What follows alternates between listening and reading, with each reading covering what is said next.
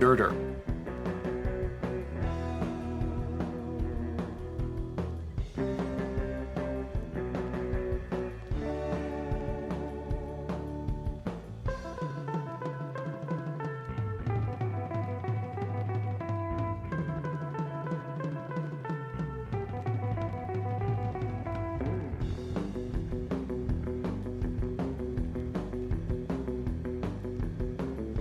Tradoon.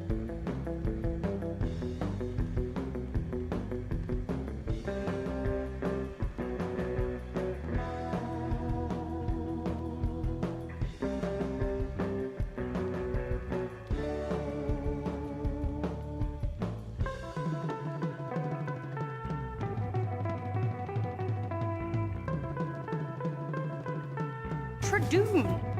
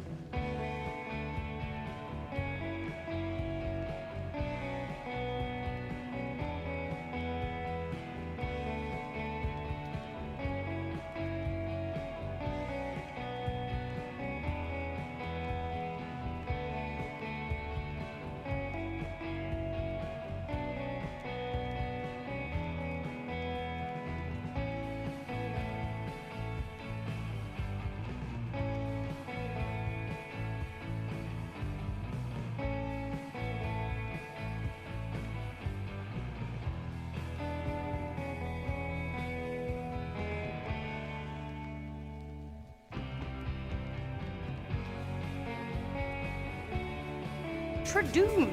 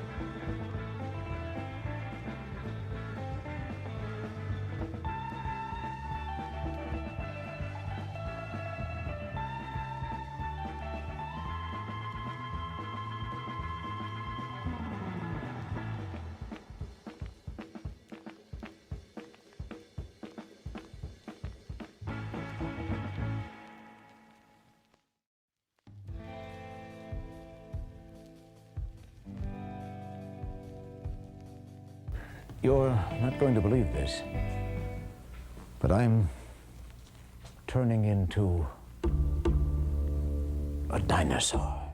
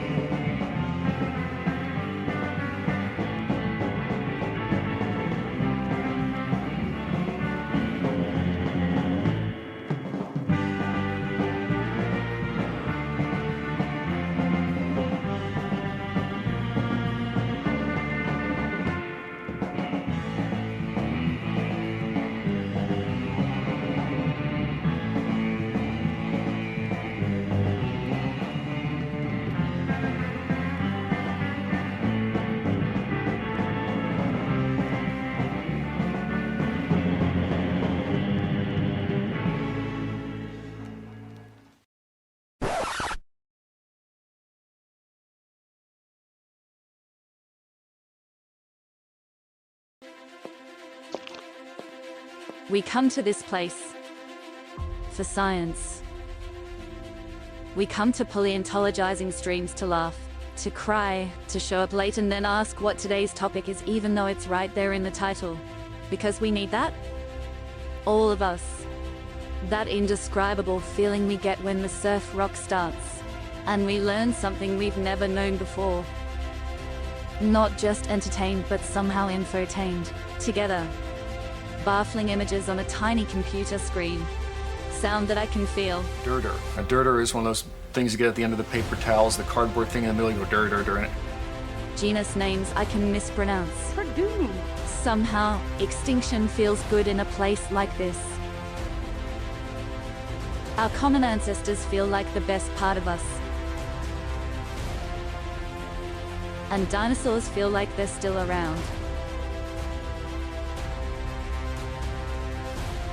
Because here, they are. Paleontologizing streams, we make fossils less dead.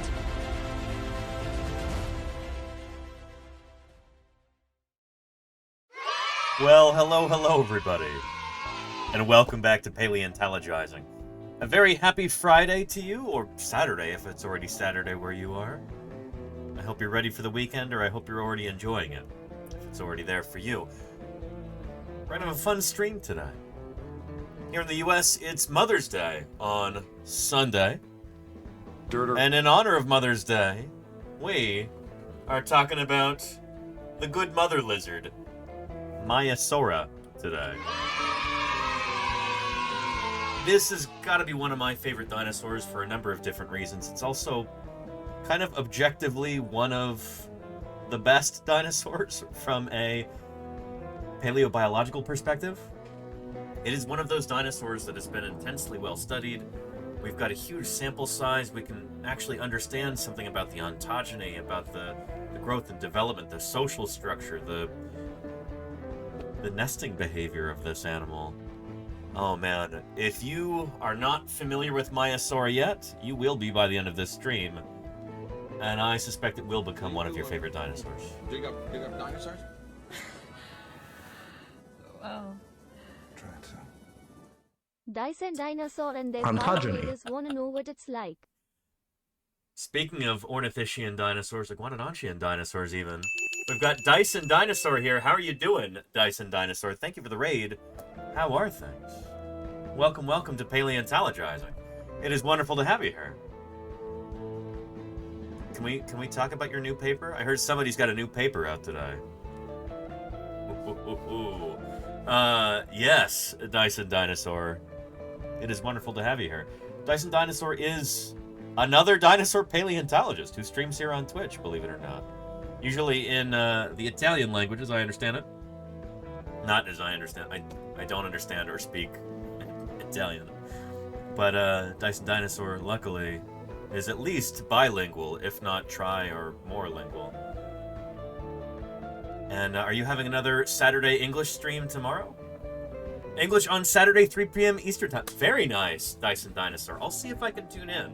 I'm going to be working on some publications of my own tomorrow. But maybe I can pop in if I'm not too busy. Anyway, a new paper published today. Awesome, Dyson Dinosaur. I haven't read it yet. I've had a busy morning, but I'm excited for you. Congratulations. That is pretty exciting. A new scientific paper. Dyson Dinosaur.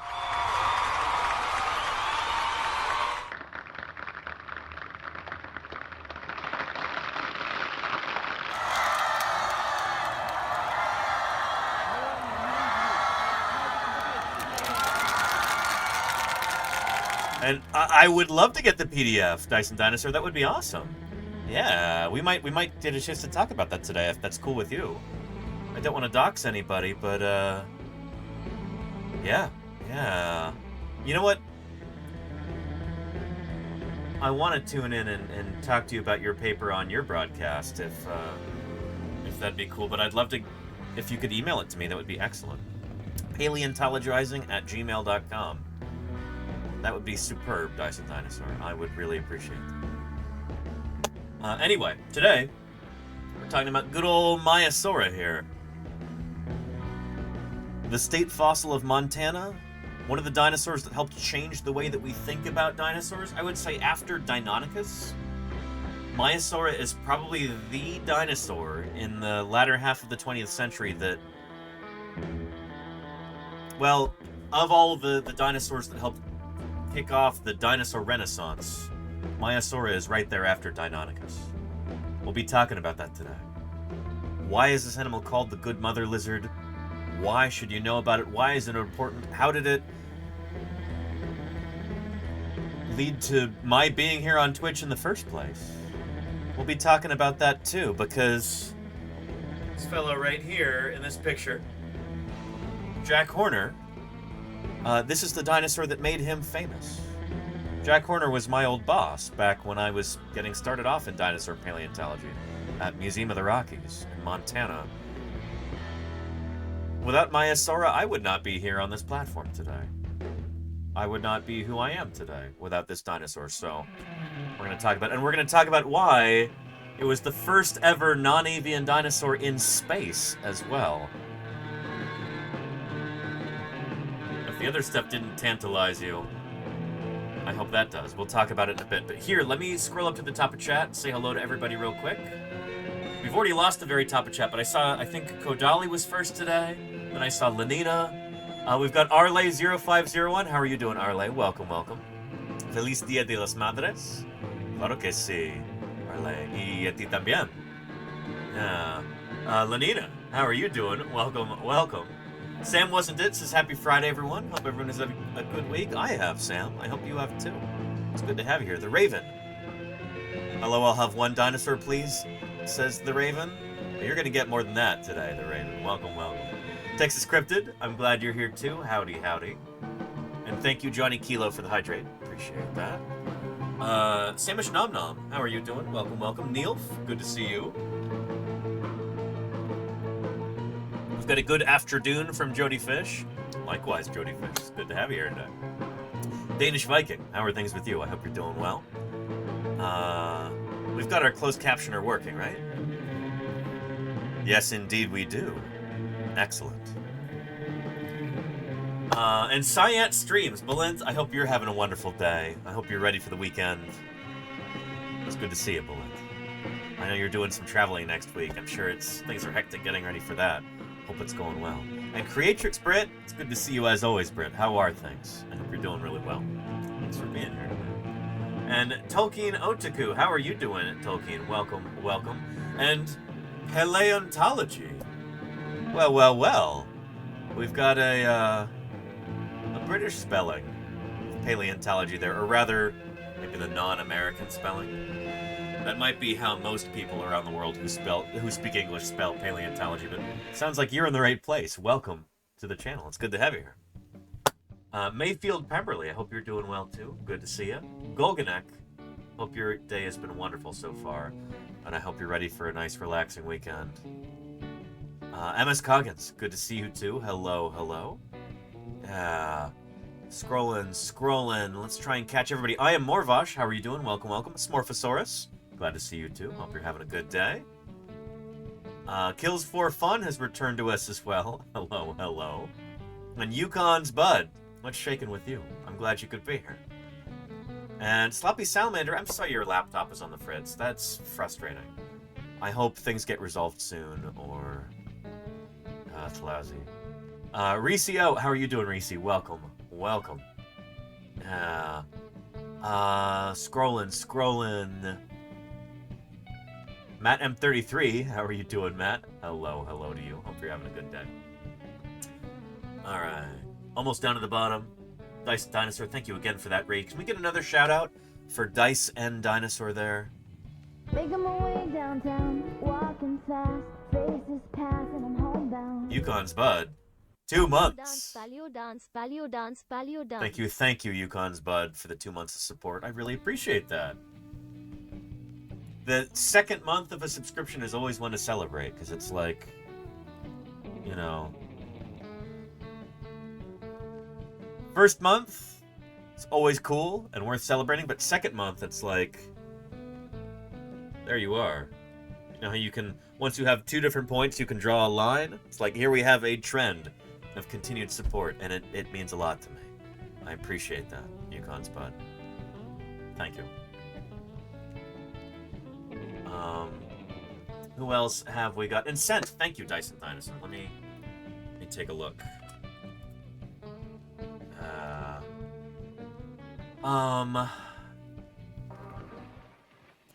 This drawer contains almost all of the North American identified specimens of Troodon. That's a lot of Troodon there. Vinicius Lamy, how are you doing, Vinicio? Thank you for the follow. Welcome to Paleontologizing. It's good to have you here. Oh, let me get down to the bottom of chat and let me introduce myself too for anybody who might be new, because I haven't even done that yet. We got that raid from Dyson Dinosaur and I got distracted.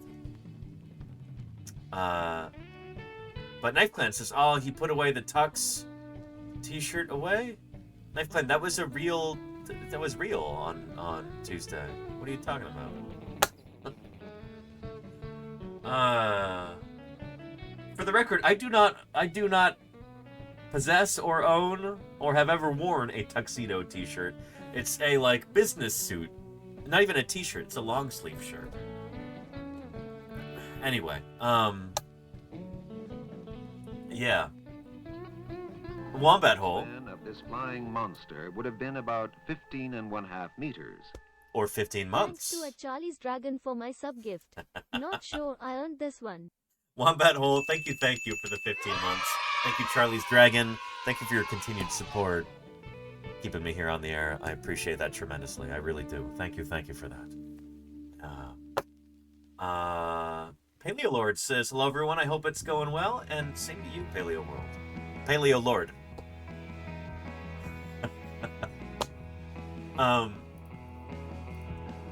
Yeah, immediately, I wanted to say Paleo World.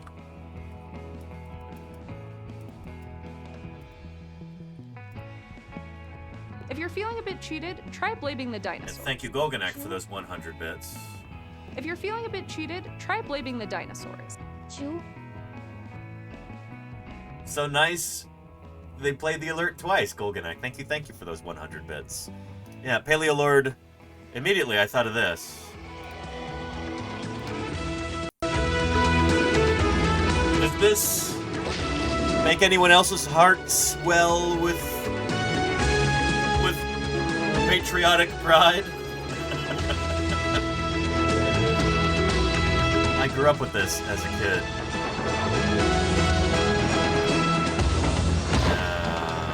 It's the paleontology anthem, Lenina. Yes, indeed. The song for paleontology. Agreed, Dyson Dinosaur. Agreed. Yeah. Excellent stuff. Holy cow. Yeah, Paleo World. I don't think we'll be looking at much Paleo World today, but we've got some other documentaries and stuff like that to take a look at in honor of MAIASAURA. Anywho. If you're And feeling a Niffler. bit cheated, try blaming the dinosaurs. I Howdy often do. all. Thank you, If you're Niffler, feeling for a bit those. cheated, try blaming the dinosaurs. Howdy all. We're having double alerts right now. I don't know why, but I'm not going to complain about it. Anyway, Niffler, it's good to see you. I remember when I was a kid, it was only at very select times that I could ever catch Paleo World on TV. It used to be on the Science Channel, and my family didn't really get the Science Channel. It was part of like a more expensive cable package. We didn't have that, but you could get free trials at certain times during the year. And so I would look at the TV guide and figure out when it would be on, and then I would try to be there to see it during the like free trial periods for these different channels, like the Science Channel. And yeah, I think it was the episode on horses I saw again and again and again for whatever reason. But man, that theme song. Be watching that and just filled with this sense of awe and wonder, and like one day I'm gonna be out there digging up fossils. One day I'm gonna be doing this stuff. I'm gonna be a paleontologist. I'm gonna be driving this field of science forward in my own small way, and here I am today doing that. I can't wait. Oh, let me introduce myself again for anybody who might be new here, as I've forgotten to do that. My name is Danny Anduza, and I'm a dinosaur paleontologist. Hopefully you know already that a paleontologist is a fossil scientist. Not a scientist who has been fossilized, but a scientist who studies fossils. That's what I do. I'm streaming to you from my office here in the San Francisco Bay Area, in beautiful, sunny California. This is where I am, where I live. This is where I do my stuff when I'm not out in the field. But in just a few short weeks now, I'm going to be back out there in the field digging up dinosaurs. In Wyoming, and then later on in Utah. And Joshua Sweet, thank you for the 21 months of support. Where did the alert for that go? Hopefully it'll be popping up presently. But I appreciate you, Joshua Sweet. Thank you for your ongoing support. Yes, indeed. I will be out here again in Wyoming. All modern birds. So yeah. Be first to pop into chat. Now, if anybody's watching the VOD for this sometime in the future. Oh, we are right now. Welcome to Paleontologizing. My name is Danny Anduza. I'm a dinosaur paleontologist, and I'm here out in the field doing what dinosaur paleontologists do during the summer in North America. We go out and we dig for dinosaurs. Yep. That's what I'm doing out here in western Wyoming. And Zorox88 is first today. How are you doing, Zorox? Welcome, welcome. Tommy Plodicus, what's shaking with you? Great to see you. And Tolkien, thank you, Captain Ryan, for the 20 months of support. I appreciate that very much. Would not be out here. Wouldn't be able to be here on Twitch if it were not for the support of wonderful viewers like you. So thank you for that, Captain Lummy. Yeah. And Birds of Dead On, what's shaking with you? Good to see you. Welcome back. Anyway, to Paleontologizing. Yeah. I'll be out here again in Wyoming at the end of this current month. Holy cow. The 30th is when we're slated to actually leave for the field and set up camp and everything. And that is, shoot, that's only 1, 2, 3, 4, 5, 6, 7, 8, 9, 10, 11, 12, 13, 14, 15, 16, 17, 18, 19, 20 days from today. Graduating today with a bachelor's degree in electrical engineering at the University of Texas at Dallas. Congratulations, Joshua Sweet, on your graduation. Holy cow. I will be graduating today with a bachelor's degree in electrical engineering at the University of Texas at Dallas. Well, you didn't have to say it twice. I'm kidding. The alerts, for whatever reason, are glitching and they're going twice today. So if you want to say something twice, just cheer with some bits, I guess. But Joshua Sweet, congratulations on that. Bachelor's in electrical engineering at the University of Texas at Dallas. Congratulations, Joshua Sweet. That is worthy of some celebration.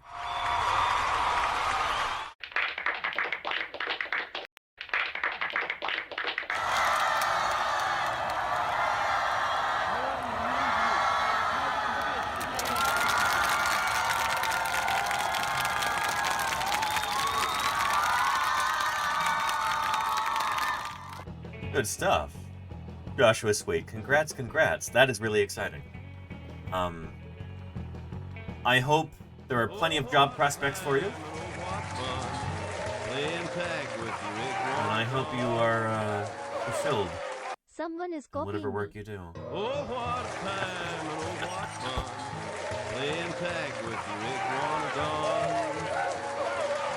Someone is copying me. Apparently, Joshua Sweet. But If thank you're you for those feeling a 100 bit bits. cheated, try blaming the dinosaurs. I often do. Oh, that's interesting. Those are different alerts there. I wonder if the raid alerts also will repeat. Tabanji, how are you doing?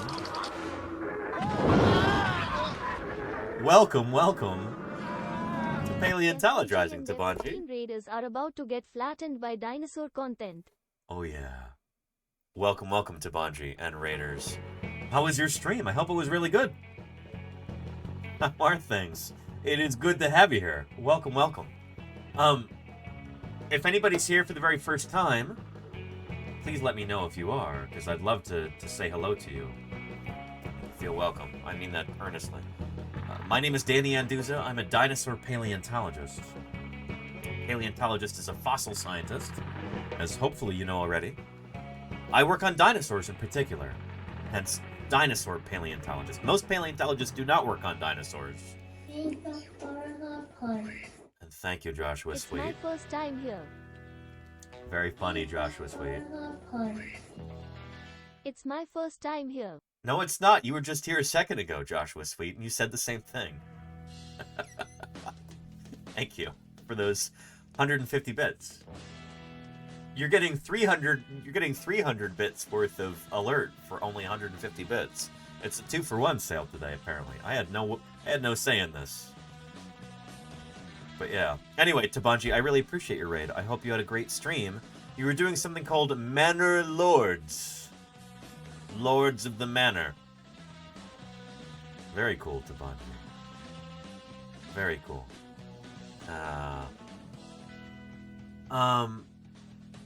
Oh, and boosting Cheerful Bloke. Thank you, Madam 33. A try number 2. AU Paleontologizing. I stumbled upon a documentary that you might dig. Can I drop a link in chat? Go for it, Cheerful Bloke. Yeah, go for it. Thank you for your persistence. I appreciate that. And thank you, Madam 33. And Paleostream is starting soon. Nice, Spinonicus Art. Nice. Well, go tell Yashu I say hello. I need to figure out if I'm going to be going to Nevada, and whether I can commission Joshua to do an art piece on Shonosaurus to present to the good folks at Berlin Ichthyosaur State Park. But we'll see. Yeah. And does that mean if we get a level 5 hype train, we get 2 ukulele songs, Madam 33? Ukulele songs have kind of been on cooldown for the past several months. But, yeah. You know, I can't say definitively no. It has the old pal in that one. Cheerful Blood. Oh, okay, what is this? The dinosaur bone trade documentary, The Bones. Oh boy, is this about like the commercial fossil trade? Uh-oh. Ooh. Yeah. Interesting. It's the story of intrigue, an illicit caper at the collision of science, commerce, and a dark colonial legacy, according to a press statement. Part international thriller, part meditation on the nature of existence, The Bones reveals the hidden world of passionate, globe-trotting scientists and fossil dealers battling over the meaning of the bones and our uncertain future. This sounds really interesting. The film sees paleontologist Bolor Minjin. Is that the same Bolor that I know? Huh. Mongolian paleontologist? She's... Yeah, interesting. Travel through homeland training the next generation of Mongolians to be the guardians of the bones. Oh, this is so cool. Nizar Ibrahim, looking for fossils in the Sahara. French private collector of fossils. An eminent paleontologist, Jack Horner. My old boss. We have a picture of him in the background of today's stream. I guess you can't really see it there, but yeah. Jack Horner. We're talking about him today because he named MAIASAURA, named, described, studied, helped make this dinosaur famous. That dinosaur is the subject of today's stream, right there. Very cool. And did he find the molecular clues? One of his students did. Mary Schweitzer. Sogenbar. Yeah, we can talk about that too if you'd like to. We can make that relevant. We can tie that into MAIASAURA today, I think.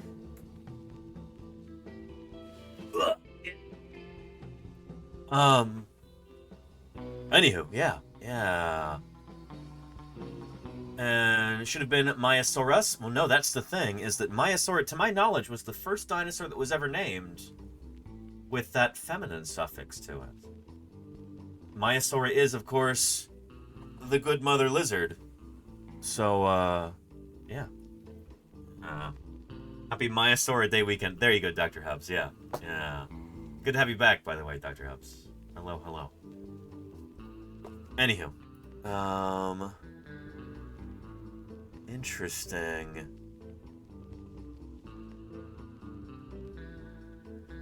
This sounds really neat. Here, let's take a look at the trailer.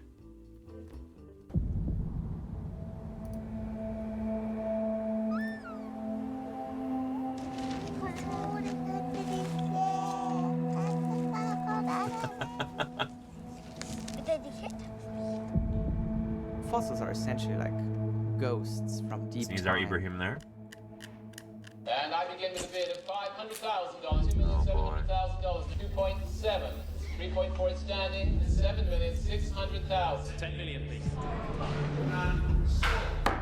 So it used to be that the worth of a fossil, nobody really thought about it, right? Yeah. How did That's a Jack right there. skeleton from the Gobi Desert end up in a New York auction house for theft, fraud, and misrepresentation? That's how.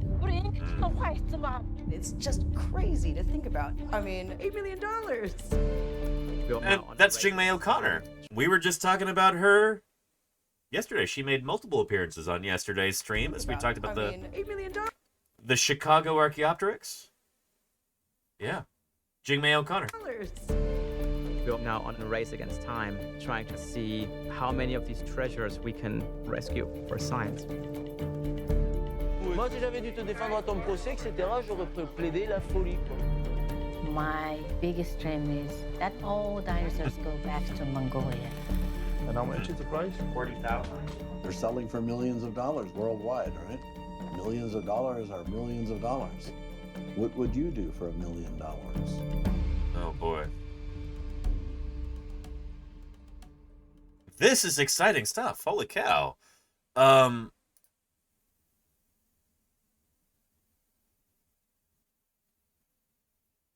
Yeah, I'm excited to see this. I'm excited to see this.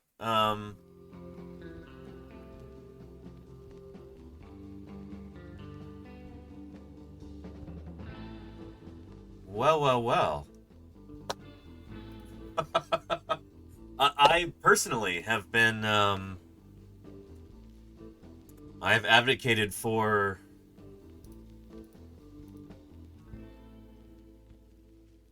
fossils not being seen as commodities or objects of you know, commerce, but instead as scientific objects. I've advocated for that on the news before. I'll just show you a quick snippet, but like this is right up my alley. Holy cow.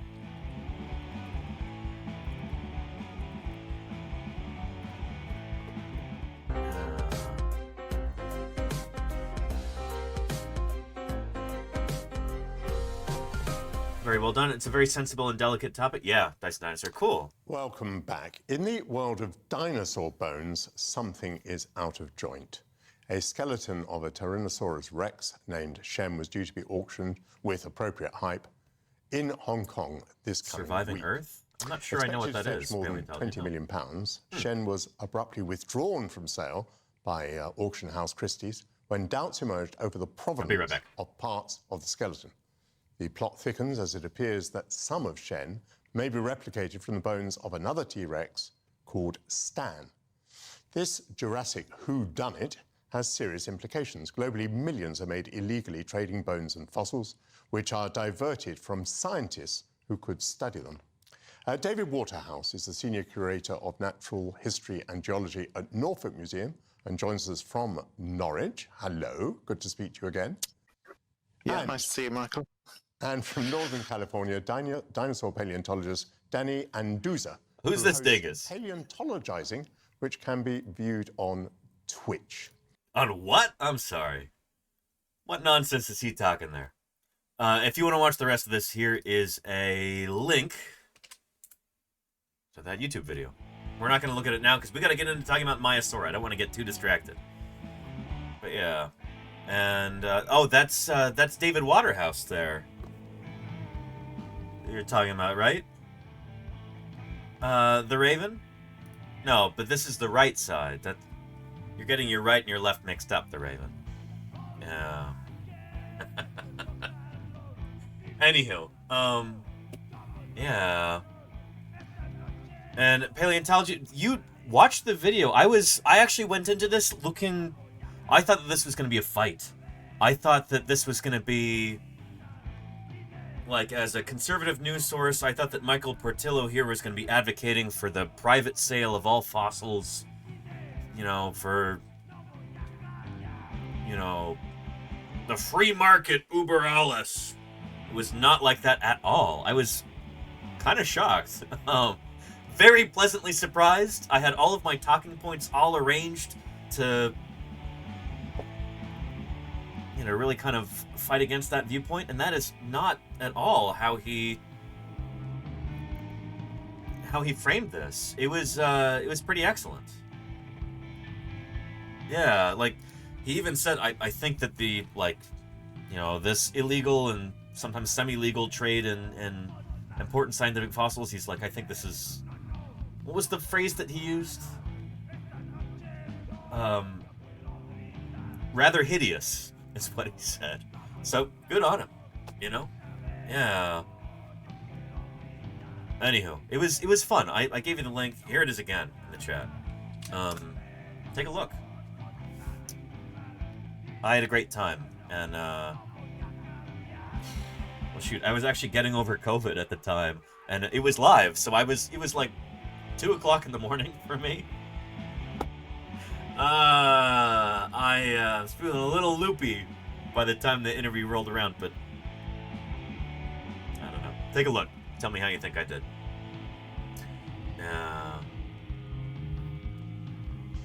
And Mayor Spaces, you could see Danny's battle face as soon as they brought him in.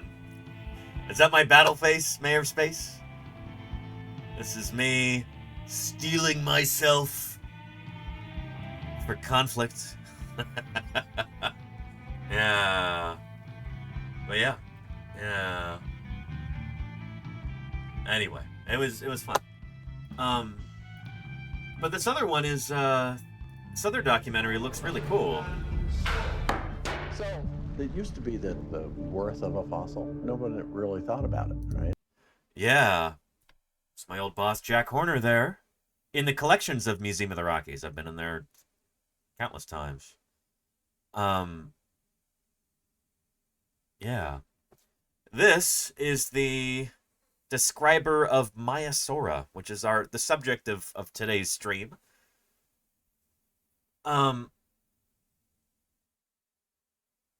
Let's talk about MAIASAURA, shall we?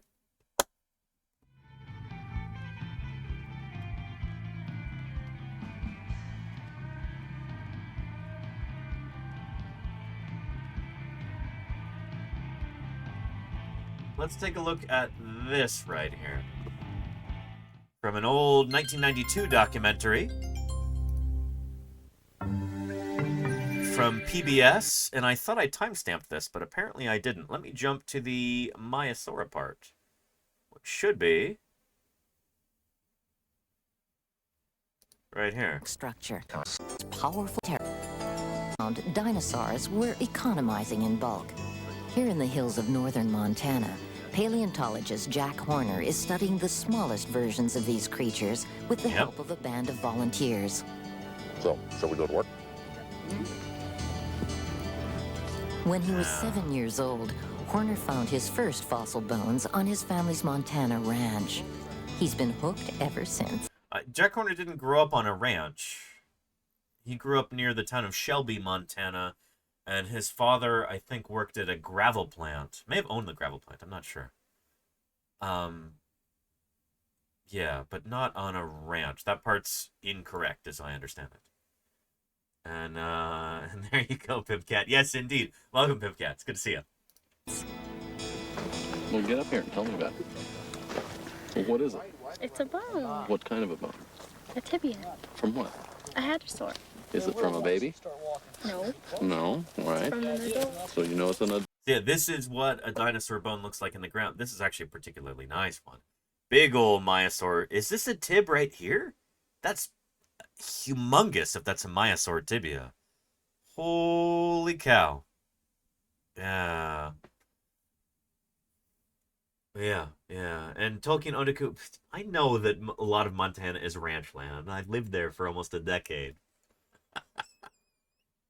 But yeah, Jack Horner did not grow up on a ranch. He, you know what? Let's go back. Let's look at a neat video with Jack talking about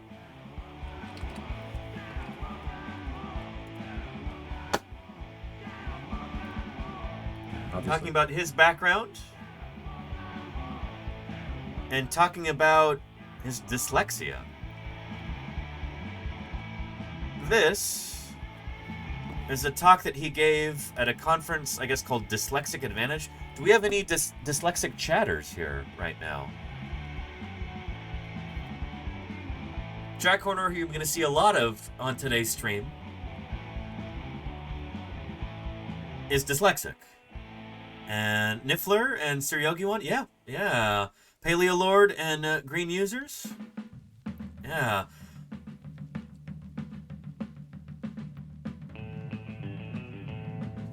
It's not just because I used to work under him. I think for a lot of different reasons, Jack Horner, I think, is one of the greatest living dinosaur paleontologists. And a big part of that is just the way that he thinks about dinosaurs. He thinks about dinosaurs in a very out-of-the-box kind of way. And he personally attributes that partially to his dyslexia.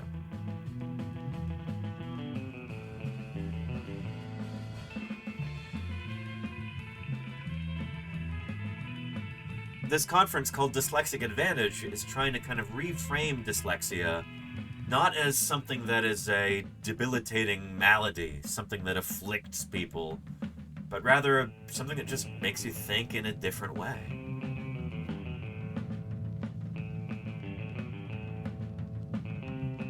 And so I think this will be a nice way to kind of set the stage for the rest of today's stream, really.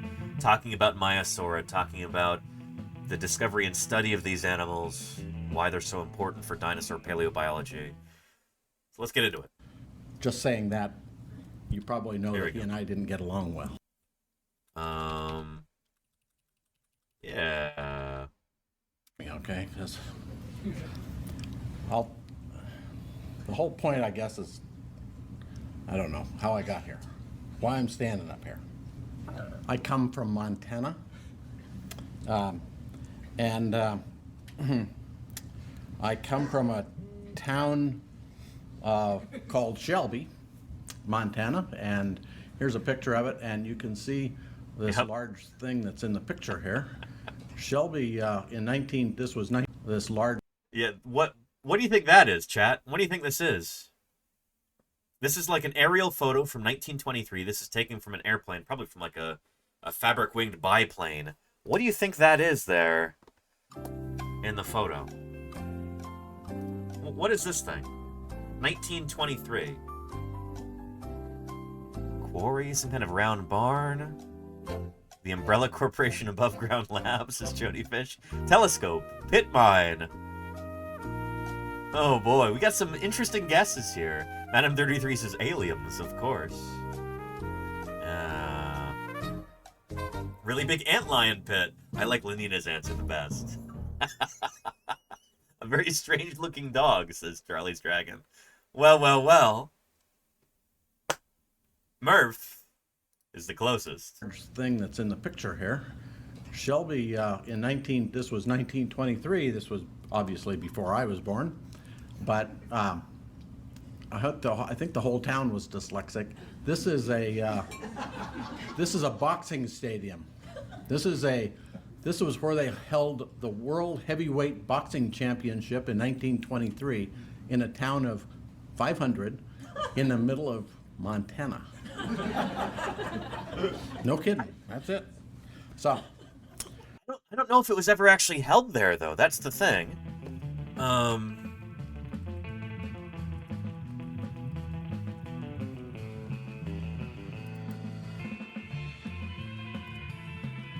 Yeah.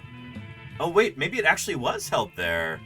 Murph knew this straight up. I'm impressed, Murph.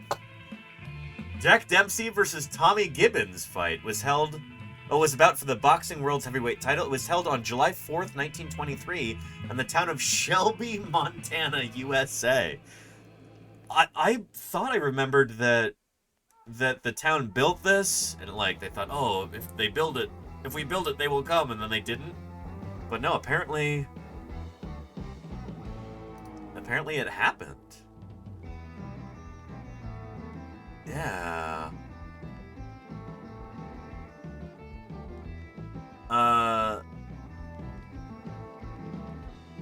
Let's see.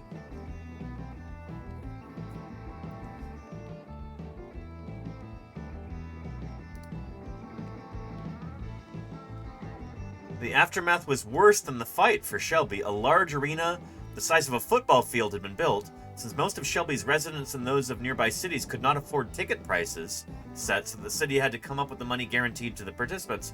Only 7,702 paying fans showed up, making the fight one of the biggest economical disasters in boxing history. An estimated 13,000 people got to see the fight for free. 4 banks in Shelby went bankrupt in the months following the fight. The town's dreams of prosperity went away with them. Oh my goodness. Anyway, here's a link to this if you want to read more about it. Got any boxing fans here in the chat?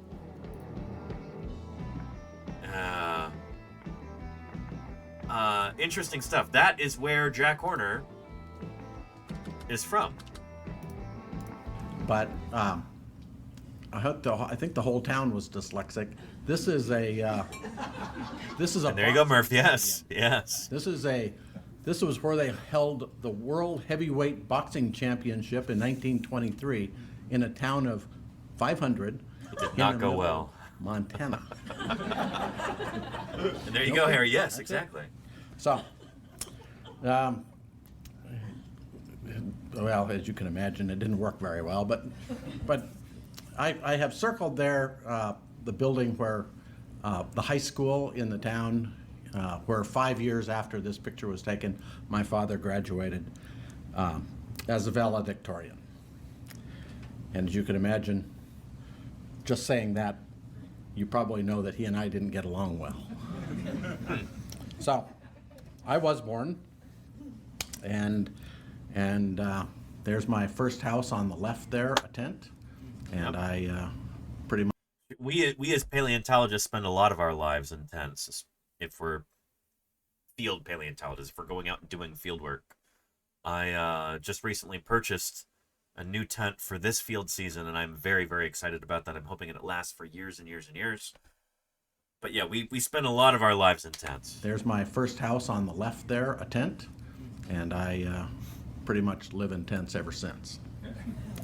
So there are sort of two stories here. One is the way my father saw it, and as far as he was concerned, life was great for me until I was 5 years old. And like everyone else, at the age of 5, or just a little over 5, I went to kindergarten and flunked out because I couldn't figure out the blocks with letters on them. And then, according to my father, at the age of 8, he tried to teach me algebra, and I still, obviously couldn't read, so I didn't do well there. And then I went through, like everyone else in this room, I'm a little suspicious of the non-dyslexics in here. But I'll get to that later. All right, so I'm just really curious as to why you're here. I mean, seriously, unless you're trying to get our secrets from us. Anyway, so I went on and did poorly and had Murph, lots can of you report DM me a cards link that to said that? Lots of things about, like the other report card we were The looking at. YouTube videos? That sounds awesome. And I want to take a look at that.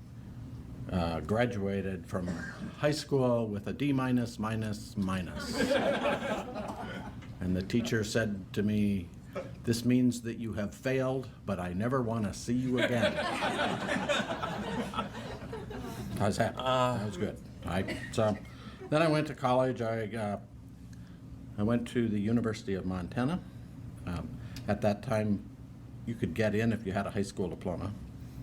And I entered in 1964, and I flunked out in 1965. And upon flunking out, I was drafted, and I went to the United States Marine Corps, which only drafted for 1 month in all of its time. So I'm sure this is what they told Jack. The United States Marine Corps is supposed to be an all-volunteer organization. The few, the proud, the Marines, volunteer only. They have apparently drafted multiple times throughout the history of the United States Marine Corps. There's been multiple, conscription efforts, and this is not the only time. But this might have been one of the only times during the Vietnam War. Wombat Hole, yeah. I know what you mean. So, I was not only dyslexic, but unlucky.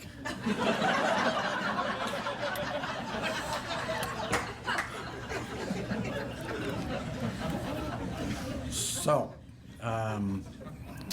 that was 1966, and then I came back, and then I went back to college, and according to my father, in 1973, I had flunked out of college 5 times and 7 times in 5 years, and I was 27 years old. I was married.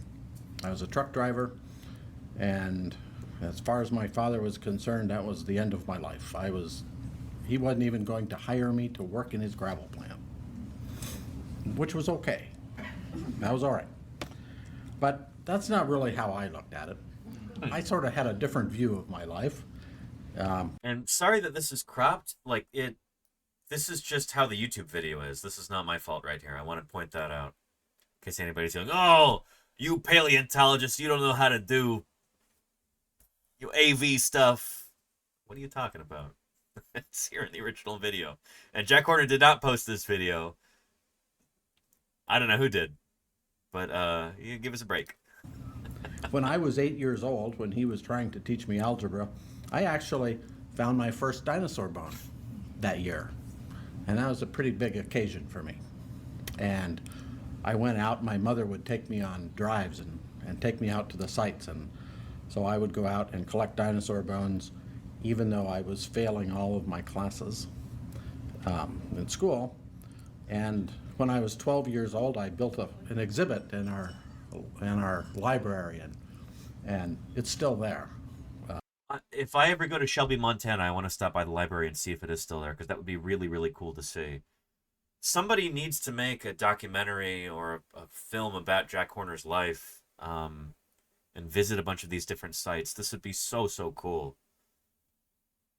Yeah. And so I would go to the library and read all the books, and not read them, but look at all the pictures, determine what I thought I had, and label all the fossils. And then, and I continued to do that through high school, and during,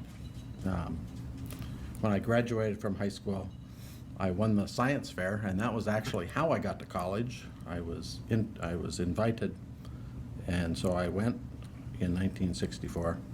And hang on, you kind of glossed over that, but science fair grand prize winner at age 17. That is pretty darn cool.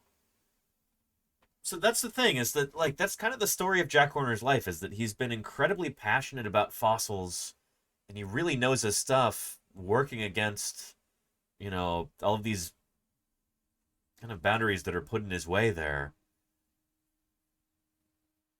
But he just has kind of a, I don't know if I would say a natural proclivity for this kind of thing, but a drive to learn and to explore and to understand that personally I can relate to. You know? Invited, and so I went. And there you go, Charlie's Dragon, yeah. And I studied geology, zoology, anthropology, and botany.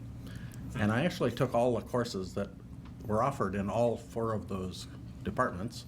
Yep. I mean, when you flunk out every quarter, doesn't really. So here's the key. Now this is worth telling your students. The key is that if you change your major after you've been kicked out, then those people in that department don't really know. And so I would change majors pretty constantly. But while I was there, I also learned how to. Don't look at the trousers. That's cool, Tokyo. That is cool. And we're gonna Smilodon here. This is our state fossil here in California. Smilodon fatalis, I presume. Yeah, and those are some pretty far out pants. It was the 60s. So anyway, I learned how to put skeletons together, and it was pretty cool. So number 8, we have the Tradoon. Tradoon. SB, thank you for the 10 months of support. Happy Friday. I really appreciate that, SB. Thank you for the 10 months. Tradoon. That means a lot to me. Keeping me here online for that long. That's something. Appreciate you, SB. Thank you for that. We actually learned quite a bit. I also excavated my first dinosaur skeleton, and so from my perspective, in 1973, I had learned an awful lot about geology and zoology. I'd completed a scientific research project. I was married, Again, I can't and do my anything about this. outlook This is, Tradoon was pretty optimistic. Let's cut off right here. I didn't do that. And I was applying for work in museums. And 2 years later, I was hired to work as a technician at Princeton University. Yep. There are still, a bunch of the Maiasaura fossils that Jack dug up, because again, we're talking about Maiasaura today.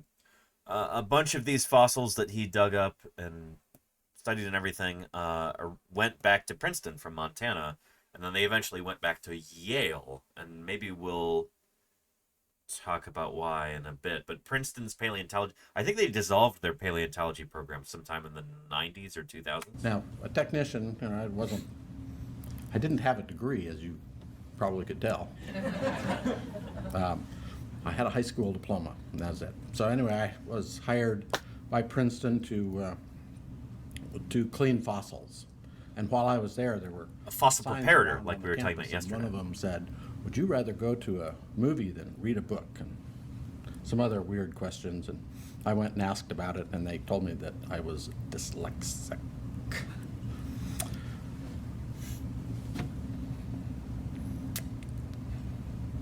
Tolkien Otaku says Princeton is an Ivy League school. That's impressive. Degree or no degree? I mean, I don't know. Ivy League schools are...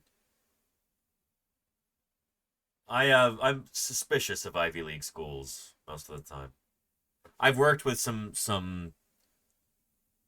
PhD students and postdocs from Ivy League schools, and sometimes it all depends on whether like they got in by merits or whether they are a legacy student, you know?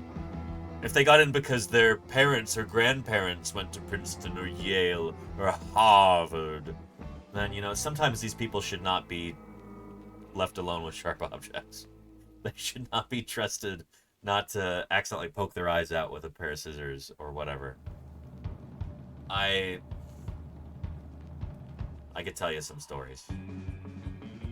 Yeah. Silver spoons and all that. Exactly, Tolkien. Exactly. Yeah. Jack got in by purely by its own merits, it sounds like. And which does make it all the more impressive. I'm also, I don't know, anytime people, you know, talk about the grandeur and the, you know, the respectability of the Ivy League, I think about Princeton and I think about how they, I don't know the story, but they basically got rid of their paleontology department. It is no more. As I understand it. Their collections went to Yale.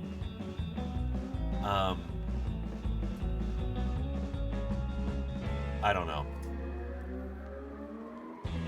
Cutting edge dinosaur research, at least, never comes out of the Ivy League anymore. The very notion is laughable, you know? It comes out of state universities. It comes out of small colleges. It comes out of laboratories where you've got a principal investigator and a bunch of students who... they've got some interesting novel idea and they test it, and yeah, it's just not... Ivy League universities are not really, that's not where your important work in dinosaur paleontology is coming out of. Not anymore. Not basically. It has not been the case since Yale in the 1960s. That was kind of the last gasp of the relevance of the Ivy League in dinosaur paleontology.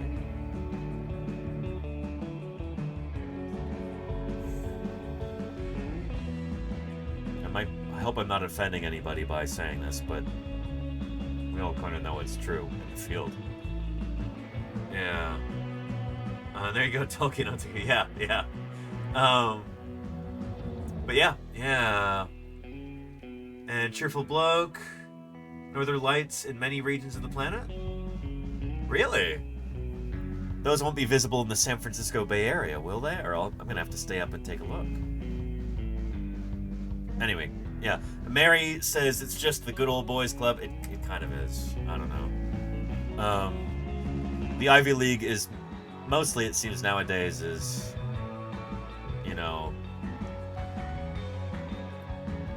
get all these people who complain about affirmative action and DEI and all this stuff. It's like, that's exactly what the Ivy League is, but for, you know, the children of the wealthy elite, legacy students.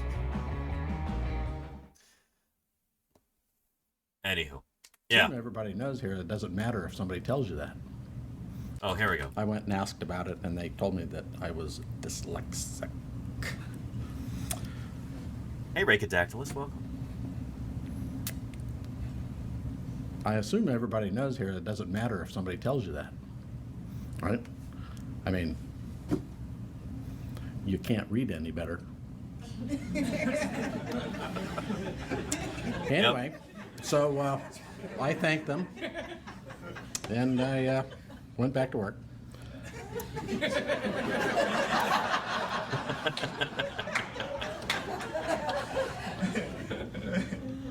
So I started Princeton in 1975, and then in 1978, a friend of mine, Bob Makala, who's there in the picture, he and I found a nest of baby dinosaurs back in Montana. That is the subject for today's stream, MAIASAURA. This is what we're talking about, so we're getting to our subject now. That's good. This is why I was leading us here with this video. Montana, when I was back there on vacation, looking for stuff. And the baby dinosaurs, it was the first time people had actually seen evidence that dinosaurs cared for their young. And so a year later, I published my first scientific paper in the journal Nature.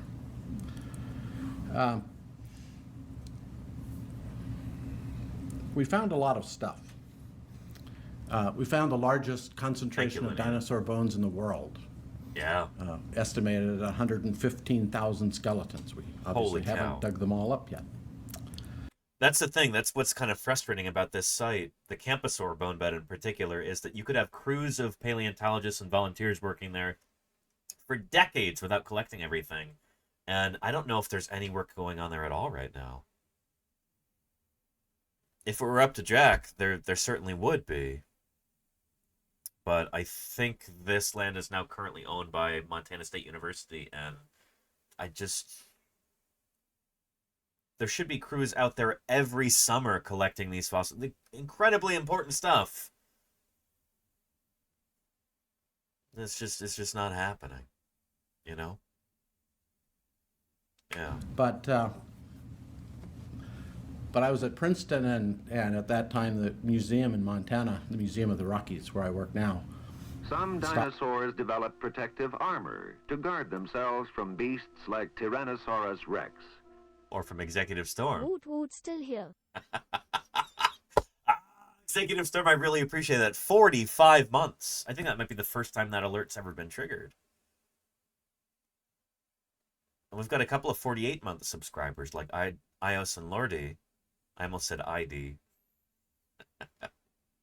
Portmanteauing them. But Executive Storm, thank you so much. You very much earned that founder badge you've got. Thank you, Executive Storm, for your ongoing support. It means a lot. Stopped by and said, you know, leave some. You're finding so many. We haven't dug them all up yet. But I was at Princeton, and at that time the museum in Montana, the Museum of the Rockies, where I work now, stopped by and said, you know, leave some. You're finding so many dinosaurs. Leave some here for us. And I said, I'll tell you what. I'll leave them all here if you just hire me. Because Princeton's very nice, but I don't know. When you're born and raised in Montana, New Jersey doesn't cut it, I can tell you. So they did. They hired me. Any New Jersey residents here in the chat? I've never been to New Jersey. I've heard lovely things. The Garden State, the birthplace of dinosaur paleontology in the United States. But yeah, they certainly have fewer dinosaurs than Montana. You live in New Jersey? Nice, Marielle. Yeah. And in 1982, I went back to Montana as the curator of paleontology. Nice. And now I didn't have a degree, so I couldn't do anything. I mean, I couldn't, I was the curator. I could actually curate fossils, basically put things away. But I was at a university where I really couldn't do much of anything else.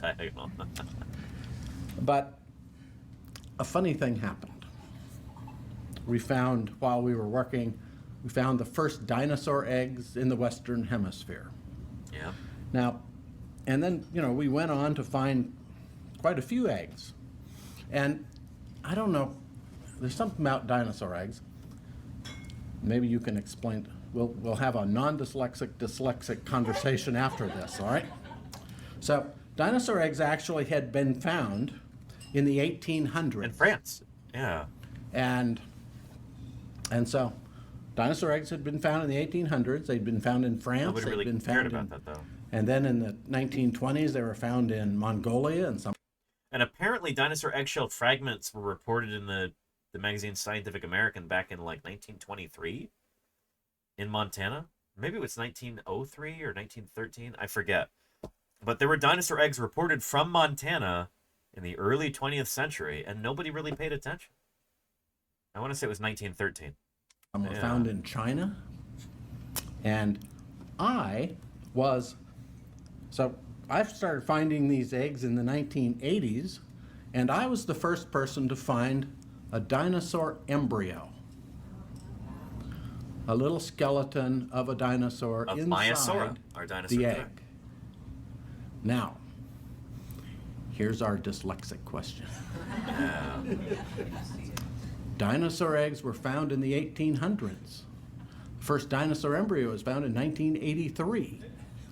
What advantage did I have over everyone else in the world for all those years? What do you think, chat? What did Jack Horner have that nobody else had at the time? How was he able to find a dinosaur embryo in an egg when nobody else had ever done that before?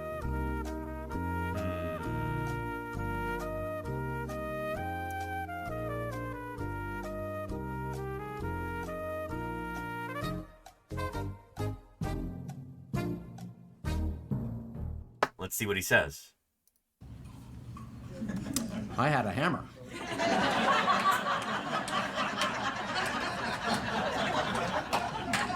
That's all there was.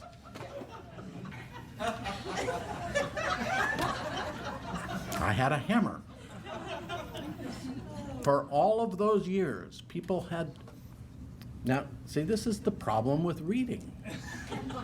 This is an interesting point. It's really overrated if you think about it. This is a really, really interesting point that Jack makes. And I think about this all the time.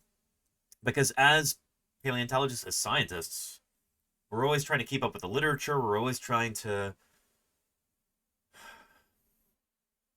be in the know about what's going on in the rest of the field.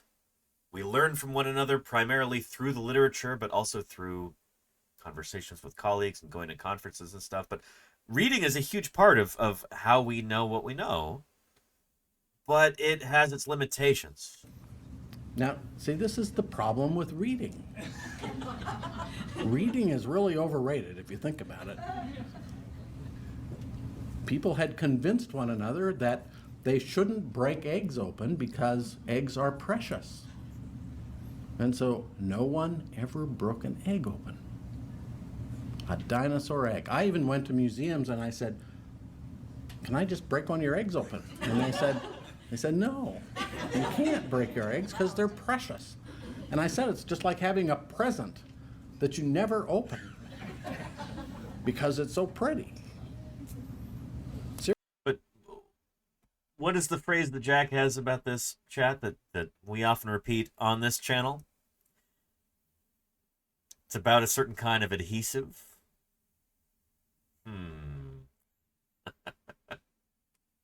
Tradoon. No, not Tradoon. Glue is cheap. There you go, Sporky. Yes, Glue is indeed. cheap. Yep. Dirter. Glue is cheap. Not dirter.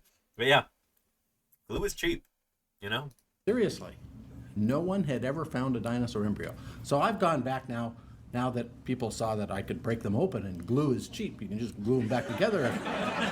Oh, I had to grab that soundbite so we can have two for glue is cheap. But yeah. That people saw that I could break them open and glue is cheap. You can just glue them back together. If there's nothing that you can see in my picture there, it's the thing's actually held together with a rubber band. After you break it, you just rubber band it back together again.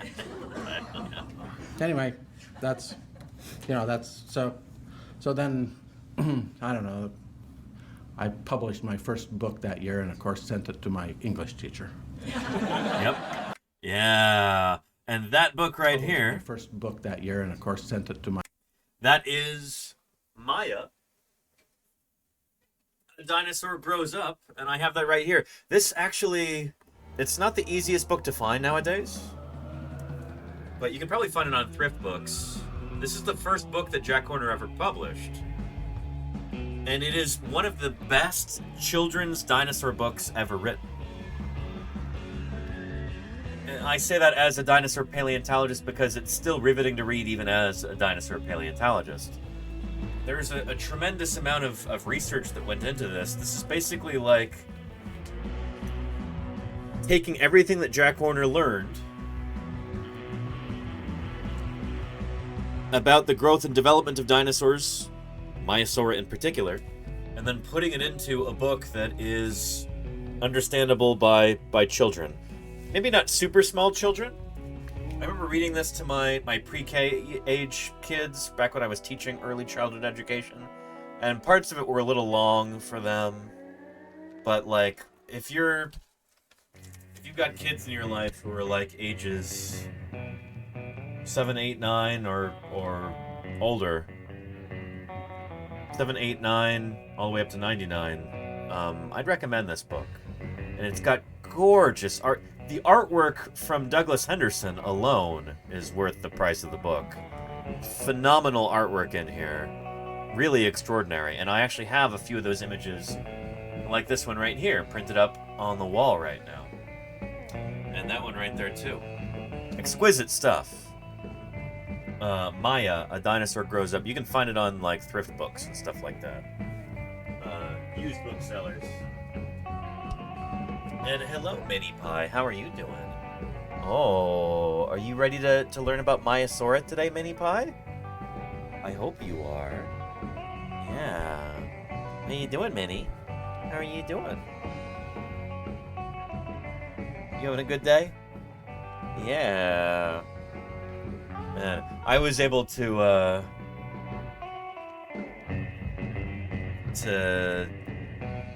kind of play a prank on Mini Pie this morning. I woke up and she was fast asleep over on the couch. Just all curled up, not paying attention. And normally cats are pretty alert, right? Mini Pie was not alert. She was sleeping on the job. So I snuck up to her. And she's just, curled up there on the couch. Stuck my nose right up to her back, and then I went. She's just like, whoa. Yeah, gotta keep you on your toes, Mini Pie. Yeah. Anywho, Mini Pie, can I give you some treats? Would you like that? Would you like some treats, Minnie? Let's brush you a little bit first, shall we? Come here. Yeah, there we go. Okay, yeah. You want some brushing? Let's get that done. There you go. Here, let's activate our cat cam. There we go. Cat cam, engage.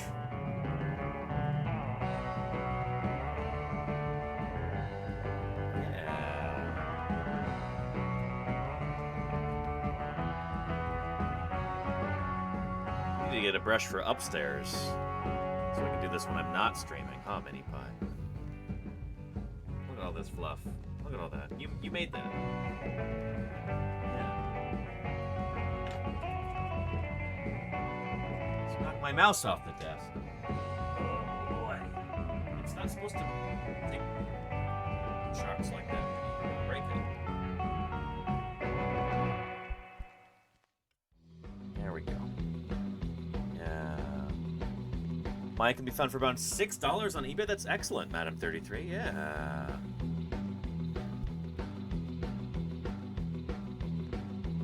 Oh, what are you doing? Yeah.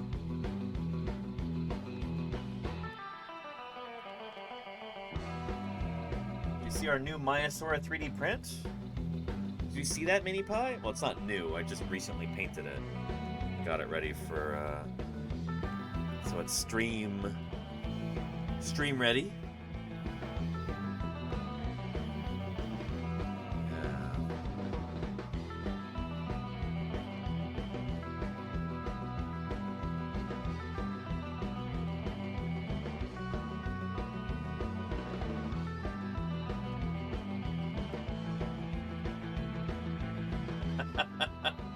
Mini Pie. Yeah. What scale is the print? Pretty much 1-to-1, Baja Spencer. That's life size for a baby MAIASAURA. Yeah. Knocking over my lights. What are you doing there? What are you doing there? So much cat hair.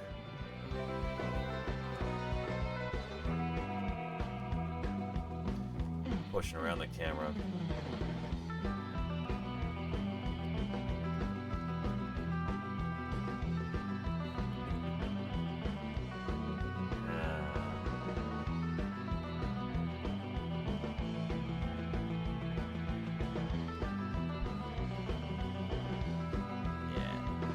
brushes.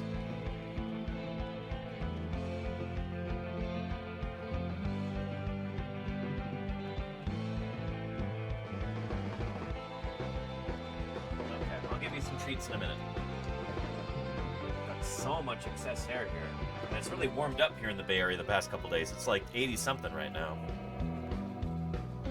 80 degrees Fahrenheit, not 80 degrees Celsius. That would be a little crazy, huh, Mini Pie?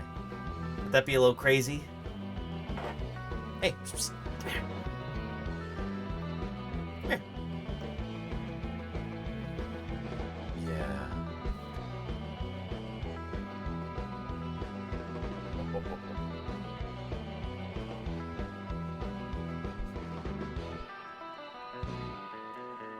Yeah, so much cat hair. Why do you make all of that? Why do you produce such quantities of hair? You know, if people bought cat wool, I would be a wealthy man.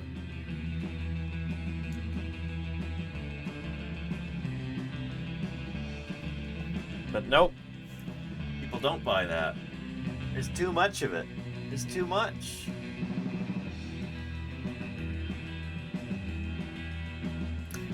Get your face out of my water. Don't do that. Hey, stop it.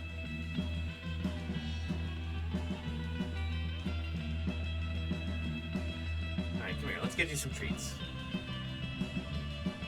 Let's get you some treats.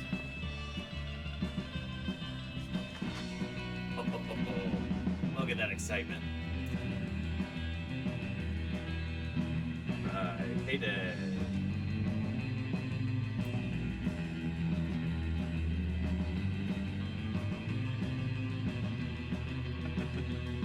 I had to start putting cats in the tags for these streams, huh?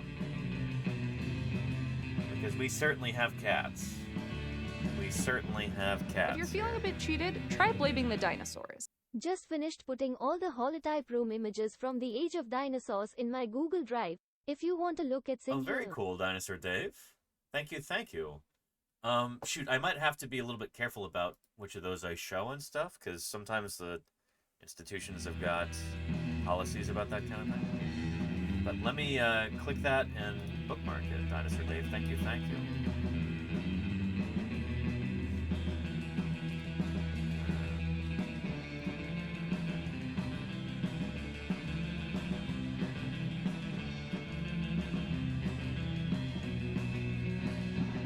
Nice. And going well, Dinosaur Dave. It's good to see you. Hope your trip is going well.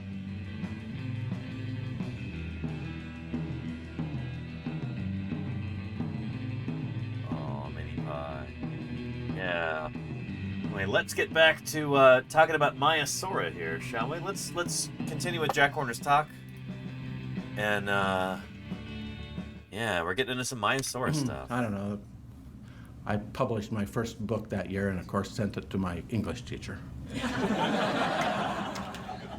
And then we've gone on and discovered an awful lot of dinosaurs in Montana, a lot of new species of dinosaurs, but it was the dinosaur embryos that caught people's imagination and caught. Hey, get out of there! Stop it! I don't know, got something. Because the University of Montana, the very people that had thrown me out of college 7 times, gave me an honorary doctorate.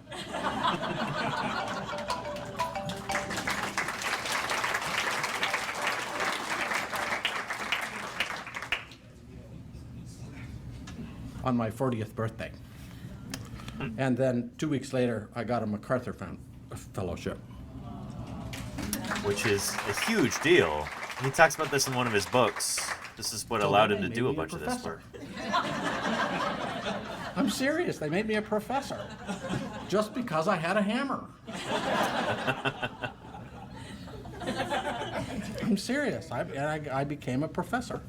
And then I could have graduate students, and I could write NSF grants, and I sent out expeditions all over Montana, and then I sent out expeditions all over the world. And it was 1993, and that's when Steven Spielberg called me up and asked me if I wanted to work on a movie. All because I had a hammer. So that's what I do. We have the largest dinosaur research program in the world. And In as you can see up in the Montana. upper right-hand corner, we They used still to, at break least. eggs. Back when I was there, the program was in a little bit of a decline, and then Jack Horner left, and it just kind of continued to go into decline. And I don't know how much fieldwork Museum of the Rockies really does anymore. It doesn't seem like it's a whole lot. Don't see a lot of papers coming out of there nowadays. But yeah, I don't know. Nothing lasts forever. Things change. And that's why I'm here on Twitch. And you can see up in the upper right-hand corner, we still break eggs.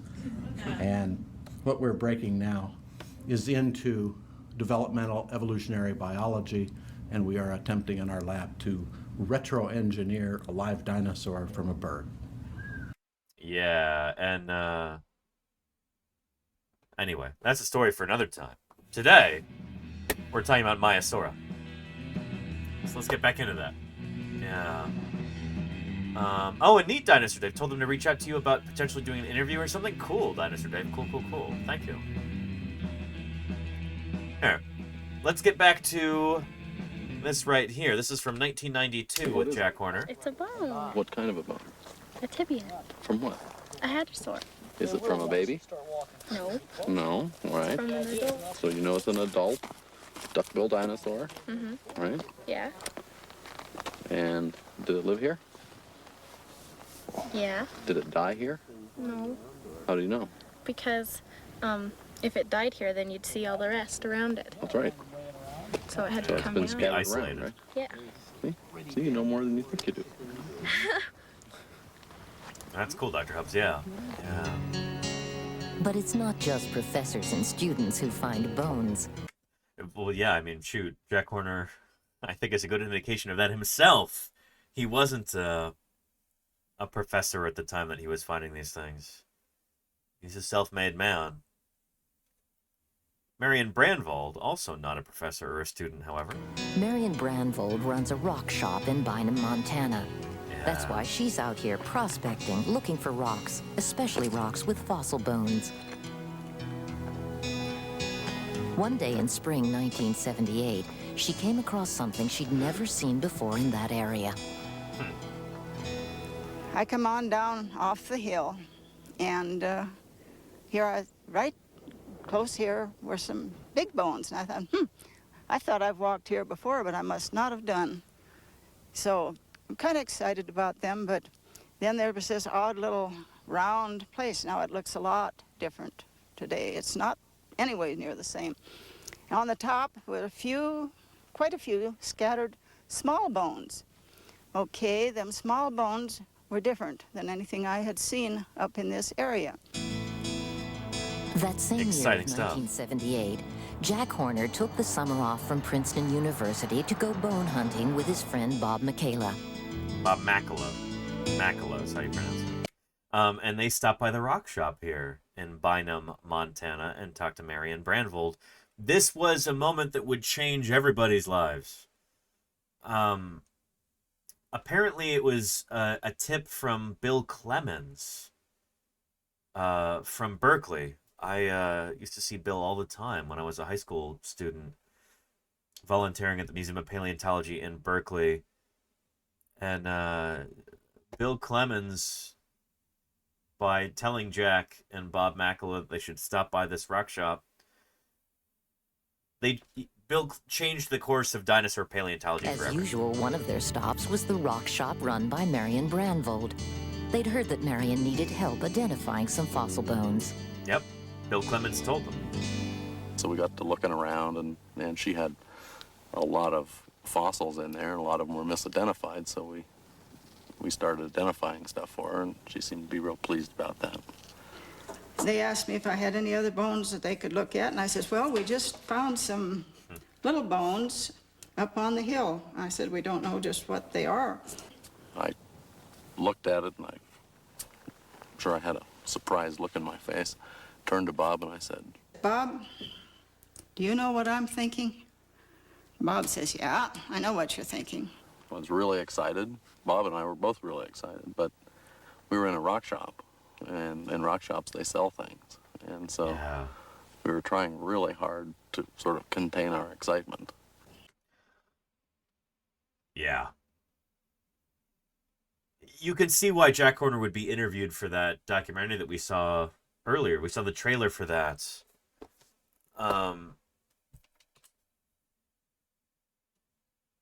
Where was that? The Bones. Here we go.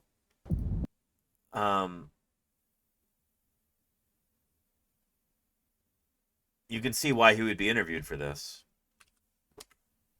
$100,000, 2.7, 3.4 standing, 7,600,000. 10 million, please.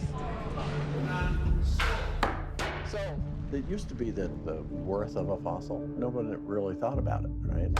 How did a skeleton from the Gobi Desert end up in a New York auction house? You can see why. Jack's had to deal with this sort of thing his whole life. And there in that rock shop in Bynum, Montana. Bob says, yeah, I know what you're thinking.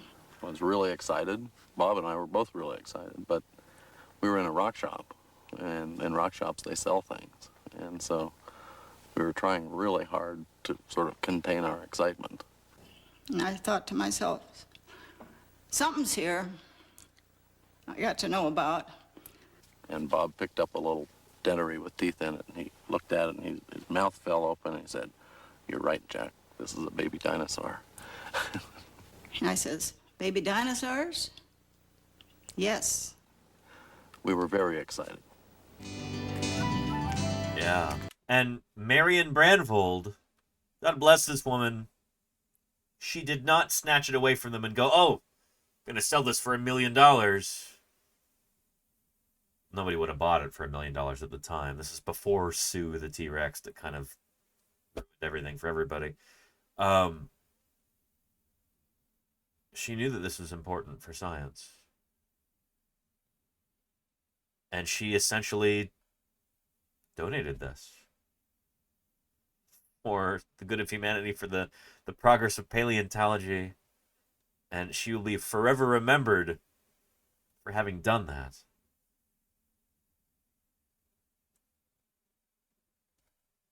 So we honor her memory today for her place in the MAIASAURA saga. We were very excited. She is a hero. Fearful Bloke, yeah. Yeah. 12 years later, every her name will live on forever. These Montana hills is the object of intense scientific scrutiny. She showed them where the site was. When we first came here, there was a good little hill here, and it was on the surface of that hill that Marion had collected the parts of 4 skeletons. And when Bob and I came out, we began carefully excavating into the hill and began running into hundreds of other little bones. So we very carefully repaired down on the top of this hill, just excavating centimeter by centimeter, and we eventually found the remains of 15 baby dinosaurs. And then after examining them and deciding that they were all the same species, we came to a final conclusion that we were looking at a dinosaur nest. Yeah. Exciting stuff. Discoveries opened a window onto the daily lives of dinosaurs. Until then, there was nothing to show that dinosaurs were any different from turtles and frogs, whose approach to their eggs is lay 'em and leave 'em. But here, Horner found evidence of dinosaur nesting and other. Yeah, this is Egg Mountain, by the way. That's what this site is called, is Egg Mountain. It's not much of a mountain, but yeah. Other kinds of social behavior. Radical Static says it's sad that the babies died for this. I mean, yeah. I myself am sentimental about dinosaurs too, who lived and died so long ago, but the way that I cheer myself up about this is to realize that those babies who died so long ago, they've allowed us to learn so much about their species and indeed about dinosaurs in general. Their sacrifice was not in vain. And in a way, they get to kind of live again in the minds of not just paleontologists, but dinosaur enthusiasts and school children around the world.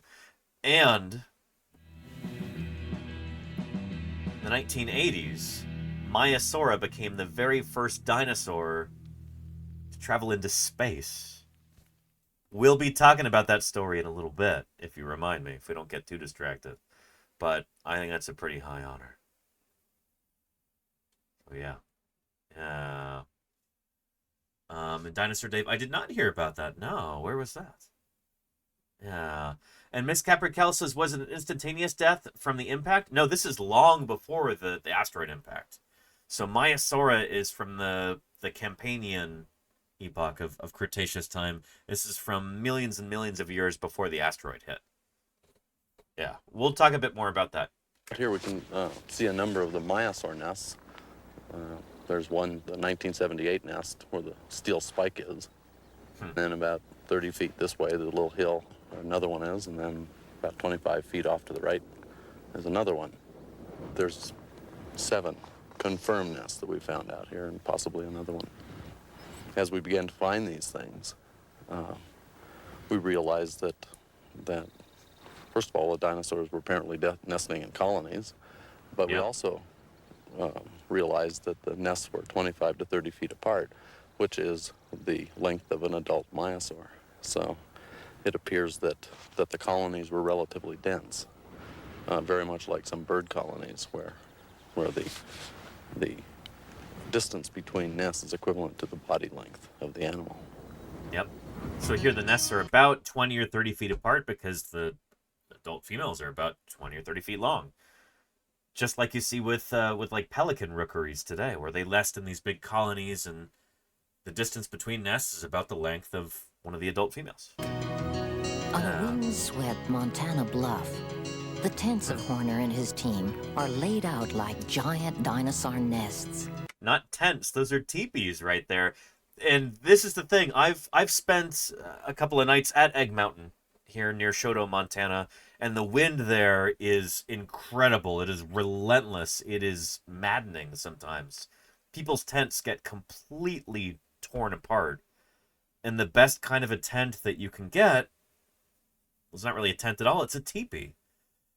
You know, the people who had lived in this area for thousands of years before this, they'd really figured this out. Teepees really were the best way, remain the best way to have a kind of temporary structure in this area. A storm that rolls through, or high winds that roll through and destroy everybody's fancy REI nylon tents. Teepees stand up perfectly well to that, which is really cool. And is a teepee not a type of tent? I don't know. Tomato, potato. Is a hot dog a sandwich? Who cares? The point is, teepees really work in this kind of environment. They really, really do. Here, hugging the ground, Horner can begin to deduce what these remains of eggshells and hatchlings really tell us. In order to find these little baby dinosaurs and eggshell and things like that, you literally have to get down just as close to the ground as you can to see the things. What we have here, it's a place that we found it's eggshell. Embryonic dinosaurs, associated eggs, and some we believe are hatchlings. So, looking at dinosaurs that are 16 to 18 inches long, and the pieces, like their vertebrae and their toe bones and things like that, are literally microscopic in size. Back at the Museum of the Rockies, some of the larger fragments of bone from Montana have been laid out for Horner to examine. They turn out to be the remains of a colony of dinosaurs belonging to a species that had evolved broad, flat bills, like ducks, to take advantage of low-growth vegetation. This right here is the adult duck-billed dinosaur skull, the dinosaur MAIASAURA, and this individual we believe is approximately 4.5 years old. And this is the skull of the individual that is about 3 weeks old. Here was proof beyond a reasonable doubt that dinosaurs cared for their young. They nested. Putting all his research together, Horner creates a picture of life in a dinosaur nursery. Otter Do It says it's so amazing that such small and fragile bones survive so long. Yeah, that's fossilization for you. It's not common that these bones get found, partly because smaller bones are more difficult to find. It takes a really practiced eye to be able to identify those. And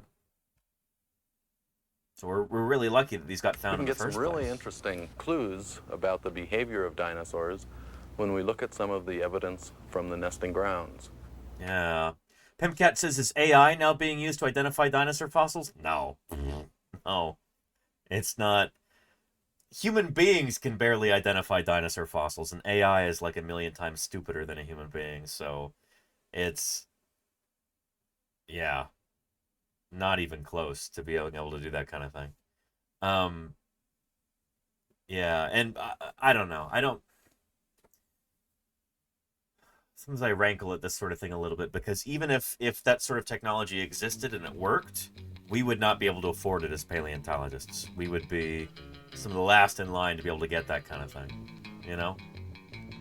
Yeah. They have those plant apps, but, you know, that's dealing with plants, which look like plants. When you've got fossil bones in the field, they can fracture in a million bazillion different ways. They can be a million bazillion different colors. You've got different sizes. Sometimes when you... Not sometimes. A big portion of the time is when you find a dinosaur fossil, it's of a dinosaur that's not yet been ever found before. You know? AI works by... You know, you train an AI model based on thousands upon thousands of images, and sometimes there's just like one image that might exist of a particular kind of dinosaur, and it's just one photograph from one particular angle. You know, the data set just isn't there, I guess is what I'm saying. And the Jaeger Bomb, thank you for the follow. Welcome to Paleontologizing. Jaeger like Chuck Yeager, I like that. Welcome, welcome.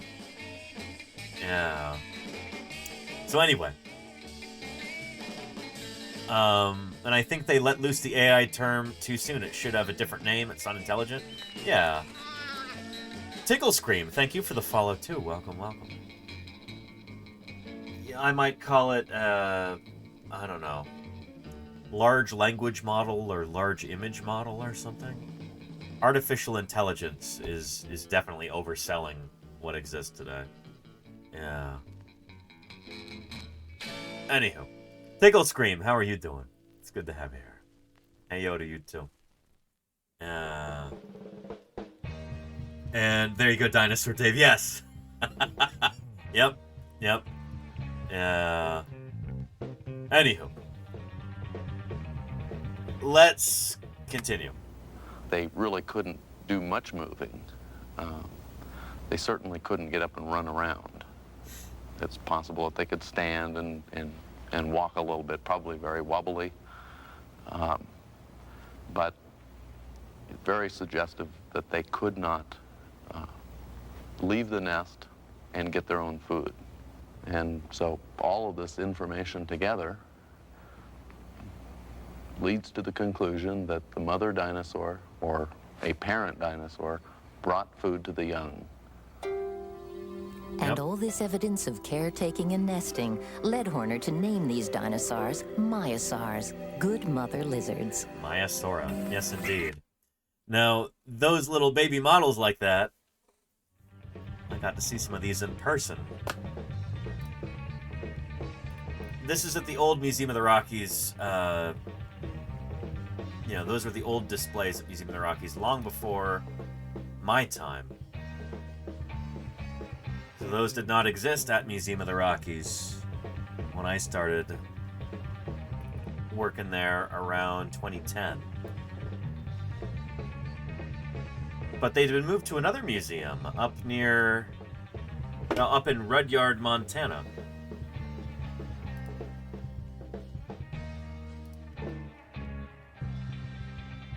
And then in 2011, I got to visit there with some other paleontologists, and they let us just climb all over the exhibits and manhandle the models. Not manhandle, we were very gentle. But there's me, 2011, with one of those little baby Maiasaurs. Yeah. And yeah, this is at the beginning of the field season, so I hadn't really grown a full beard yet. I used to only grow a beard every summer in the field, and then when I would get back to civilization, I would shave it off. Then in, I think it was 2015, I decided I'm just gonna keep it. And I've had it ever since. So yeah. And Radical Static says, are there any feathers on the baby dinosaurs? For Maiasaura, we don't know. The kinds of rocks that these guys are preserved in do not preserve soft tissue like feathers. It's just the bones and the teeth and stuff like that. Just hard parts. But you will see in some reconstructions of baby Maiasaura or other baby hadrosaurs, some artists do choose to put feathers on them. Let me show you. Here.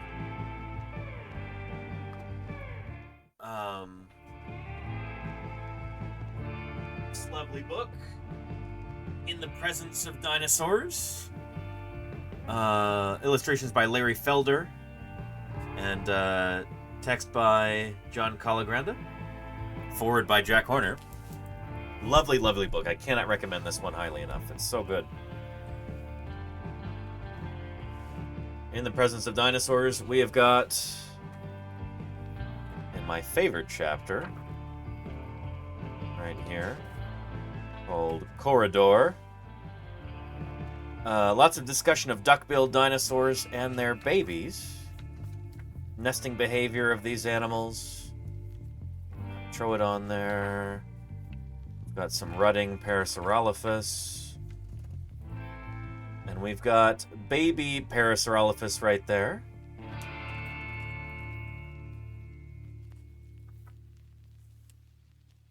There we go. A baby hadrosaur. It might as well be a baby Maiasaura. All the baby duck-billed dinosaurs would have looked pretty darn similar to one another. Sure do. Yeah. Covered with feathers. I do suspect these animals did have a feathery covering when they were really young just to keep them warm. But we don't know yet. We don't actually have these animals preserved in an environment that would show stuff like feathers. The preservation just isn't that good. It's not like a Lagerstätten kind of, limestone situation where you get preserved feathers and soft tissue and keratin and stuff. Instead, we just have bones. So yeah. I suspect they probably did have feathers when they were first born. Later on in life, they would lose that because the bigger you are, the easier it is for you to retain your own body heat.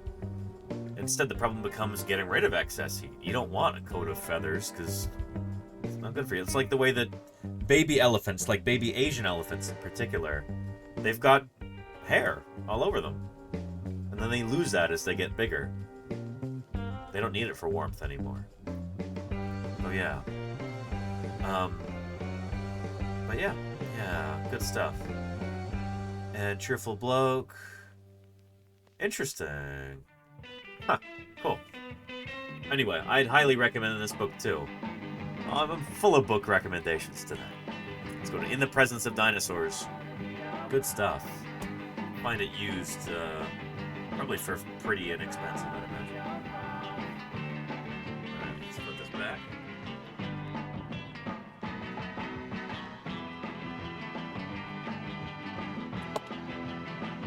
And so dinosaurs had balding patterns since they got older? In the same way that elephants do, Murph. Yeah, sure. You want to put it that way? Yeah. Yeah. Anyway, so yeah, maybe these little guys should have had feathers.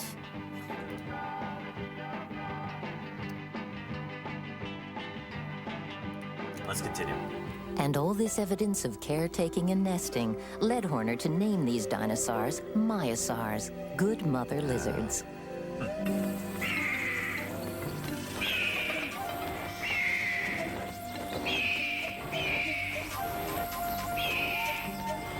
I love these animations here. This is lovely. Good stuff.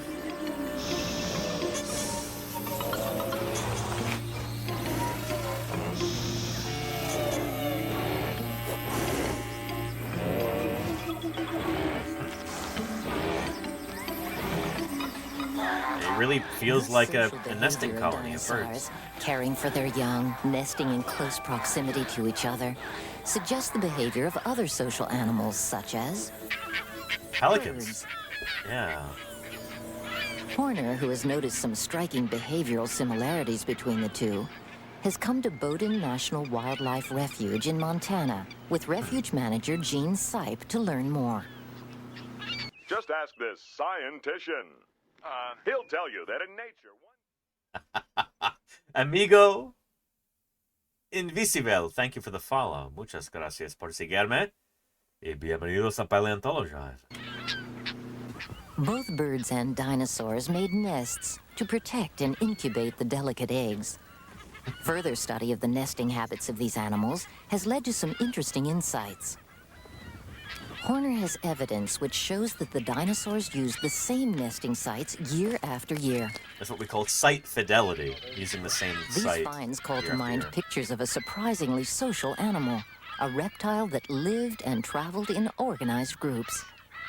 When we find the eggs, these dinosaurs would actually push their eggs down into sediment, and we can tell that there was at least a bowl-shaped depression that they were in, but we can't tell whether there was a mound.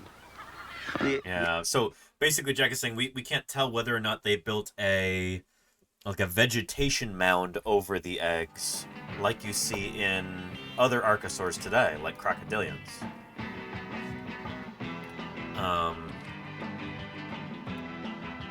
Caiman are a good example of this. Yeah. We do have some pretty impressive parental care in modern crocodilians, like this right here.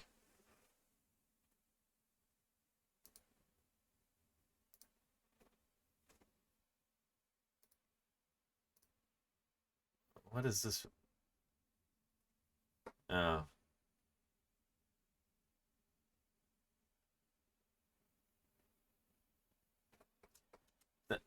That they have evolved. What are you talking about? That old incorrect canard, like, oh, crocodiles haven't evolved in tens of millions of years. Yes, they have. They'd be extinct if they had. Anyway, the nesting is what we're getting to here. This is why we pulled this up.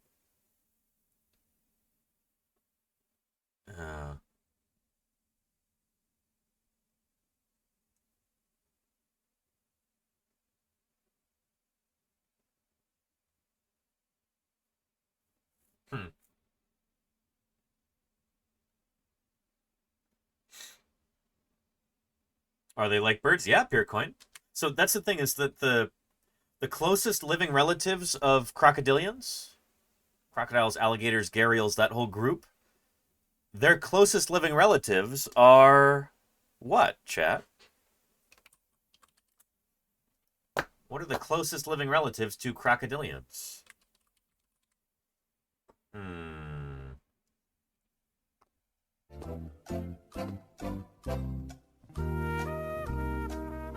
Let's take a look.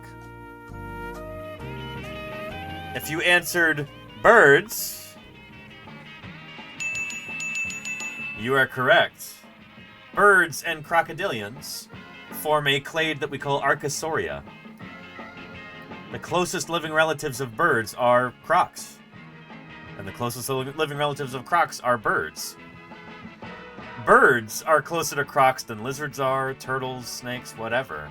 Crocs are closer to birds than they are to lizards or turtles or whatever. So yeah, Archosauria. That's because birds evolved from dinosaurs. Birds are dinosaurs, and dinosaurs are like cousins to the crocodilians. So basically all the rest of these animals all went extinct, except now we have birds and we have crocodilians. And so birds and crocodilians are each other's closest living relatives.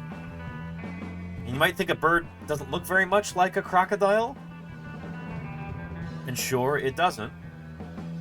But once you start to see a bunch of those, I don't know, when you look at non-avian dinosaurs, when you look at dinosaurs like, I don't know, baryonyx might be a good example. You look at dinosaurs like this, and you start to go, oh, okay. No, I get it now. I can see how dinosaurs are kind of halfway between crocodiles and birds, if you... I'm grossly oversimplifying here, but does that make sense? Yeah. But yeah. Radical Static says, I'm uncomfortable with crocodiles with wings. Well, crocodiles don't have wings and never did, so you won't have to worry about that, Radical Static. Piercoin says, birds don't have teeth? Well, not anymore. They used to. We used to have a lot of toothed birds. Hesperornis is a good example. This ocean-going bird from the Cretaceous period. They had teeth in their jaws. As you can see right there. Birds evolved from dinosaurs, and so they used to have teeth. Archaeopteryx that we were talking about yesterday.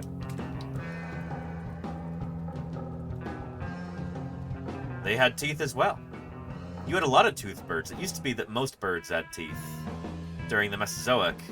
And then you get certain groups, certain lineages of birds that lose those teeth. Yeah, yeah. Ichthyornis is a wonderful example, too. Another toothed bird there. This one probably had a lifestyle kind of similar to like a gull or something like that. But they had teeth. You see little teeth in the jaw? Yeah. Cool stuff. Birds are still carrying the genes to produce teeth. It's just that those genes in their genome, their DNA, those are deactivated. But there have been experiments that have been done on chicken embryos where you just reactivate that gene and then suddenly those chickens are growing teeth. It's cool how that works, right? It's part of their evolutionary history. And so it's still in there, just deactivated in their genome.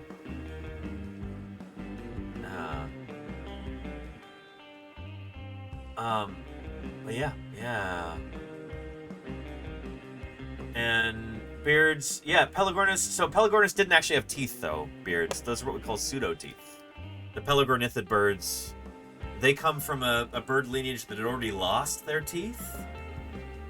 And so, since you can't really, usually features like that once lost don't come back, and so they had to evolve something different, what we call pseudo-teeth. Yeah. So these are unlike true teeth, which have sockets and get replaced over time. Even in mammals, teeth get replaced, but we only have two sets. You've got your baby teeth and then your adult teeth. These guys are not like that. The teeth are not socketed. They're just projections of the jawbone, like this. Not true teeth. So yeah. It's cool stuff. And don't take my word for it. I'll show you on, I don't know, let's go to Wikipedia and talk about Pelagornis and teeth, yeah. Like all members of Pelagornithidae, Pelagornis sandersi had tooth-like or knob-like extensions on the bill's margin called pseudo-teeth. Pseudo-teeth, which would have enabled this living animal to better grip and grasp slippery prey. But they're not true teeth, because they're just pointy projections of the jawbone. They're not teeth that have roots and grow out of sockets in the way that true teeth do.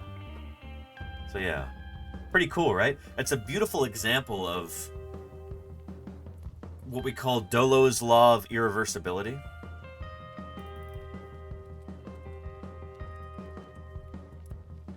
There we go. This states that an organism never returns exactly to its former state, even if it finds itself placed in conditions of existence identical to those which it has previously lived. It always keeps some trace of the intermediate stages through which it has passed. So, the first birds did have teeth, and then they lost them.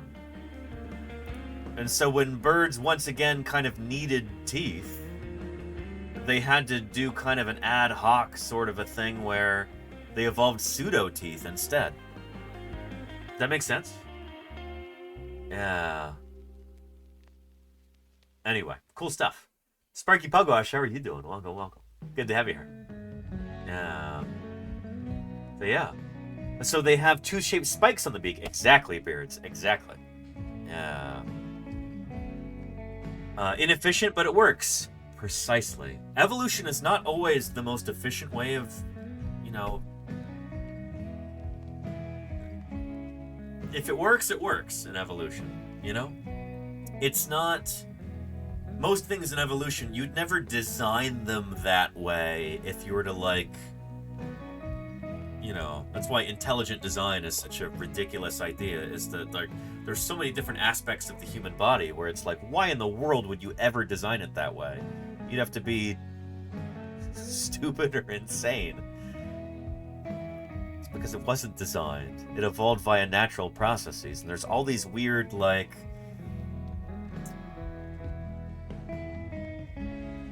just bizarre things about our bodies that don't make sense unless you start to understand that these things are a result of their history. Rather than like some top-down design, it's just, no. Building on something earlier, bit by little bit.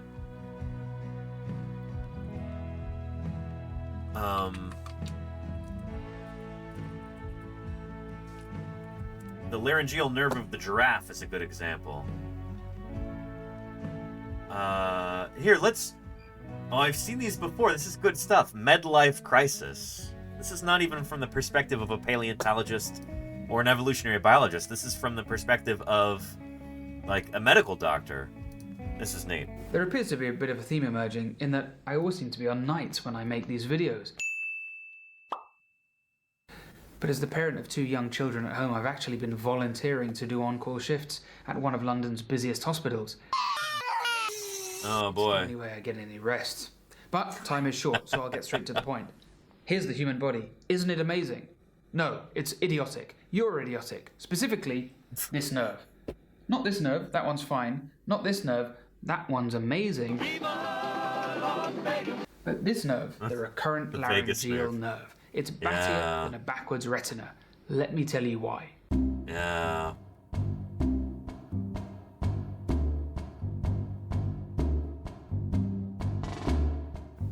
I don't know when the next call's coming in, so I've chosen a topic that I could do off the cuff because it's a favourite with evolutionary biologists. Yep. In the previous video, we saw how evolution has clumsily left remnants in your DNA, but you don't even need a microscope to be able to spot pointless leftovers in the human body. Yes, I know you don't use a microscope to look at genes. It was like a metaphor. Here is the tongue, here is the pharynx. Open it up, and here is the larynx. Here is a nerve that allows you to speak. The evidence for a designer is incredibly weak. Part of the larynx is innervated by the superior laryngeal nerve, which comes off the vagus and goes to the larynx in a fairly straightforward common sense route. But the other part of the larynx is supplied by the recurrent laryngeal nerve. On the left, look at the route it takes. It goes all the way down into the chest, loops under the arch of the aorta, and then back to the larynx. On the right side, it goes underneath the right subclavian. In both cases, it takes a far longer route than is necessary.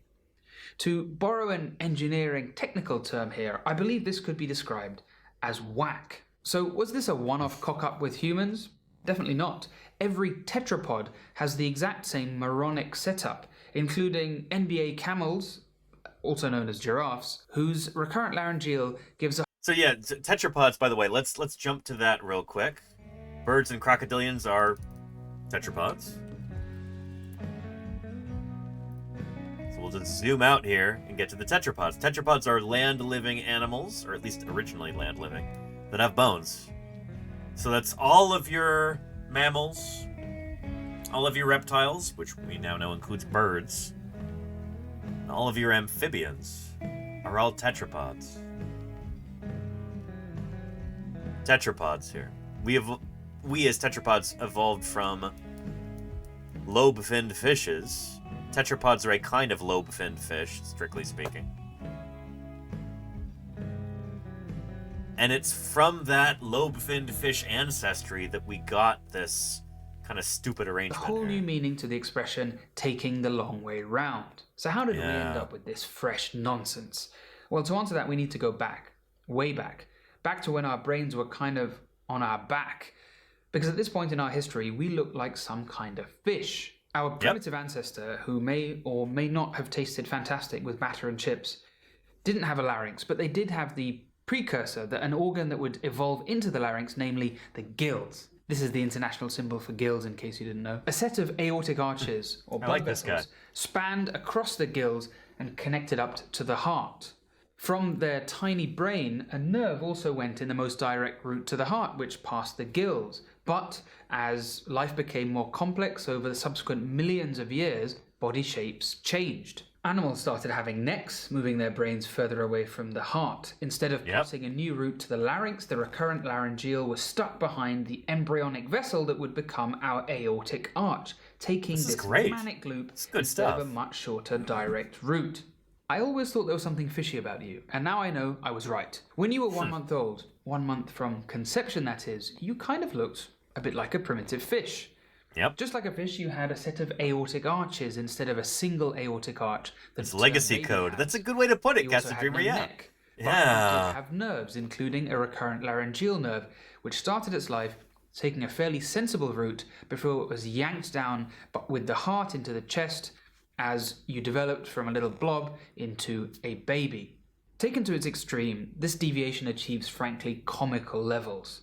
Matthew Waddell wrote a fantastic paper. Yes! Oh, man, we were just talking all about Matt Wadel the other day. Sauropod researcher. One of the two people behind the Sauropod Vertebra Picture of the Week blog. Matt Wadel's a good guy. Yeah, I've spent some time with him at some conferences. He's cool. He's cool. Poking fun at the tendency to trot out the giraffe as an example. With its 2.5 meter neck, it's got a recurrent laryngeal of about 5 meters in length. That's nothing, Waddell says, in comparison to the sauropod, whose dimensions truly were next level. The larger sauropods had about 14 meters between their brain and their heart. And as we know that sauropods all had larynges, we can conclude that their recurrent laryngeal nerves must have been about 28 meters in length. Pretty impressive, right? Holy cow. Yeah, I love it how dinosaurs are such a wonderful teaching tool that here in a,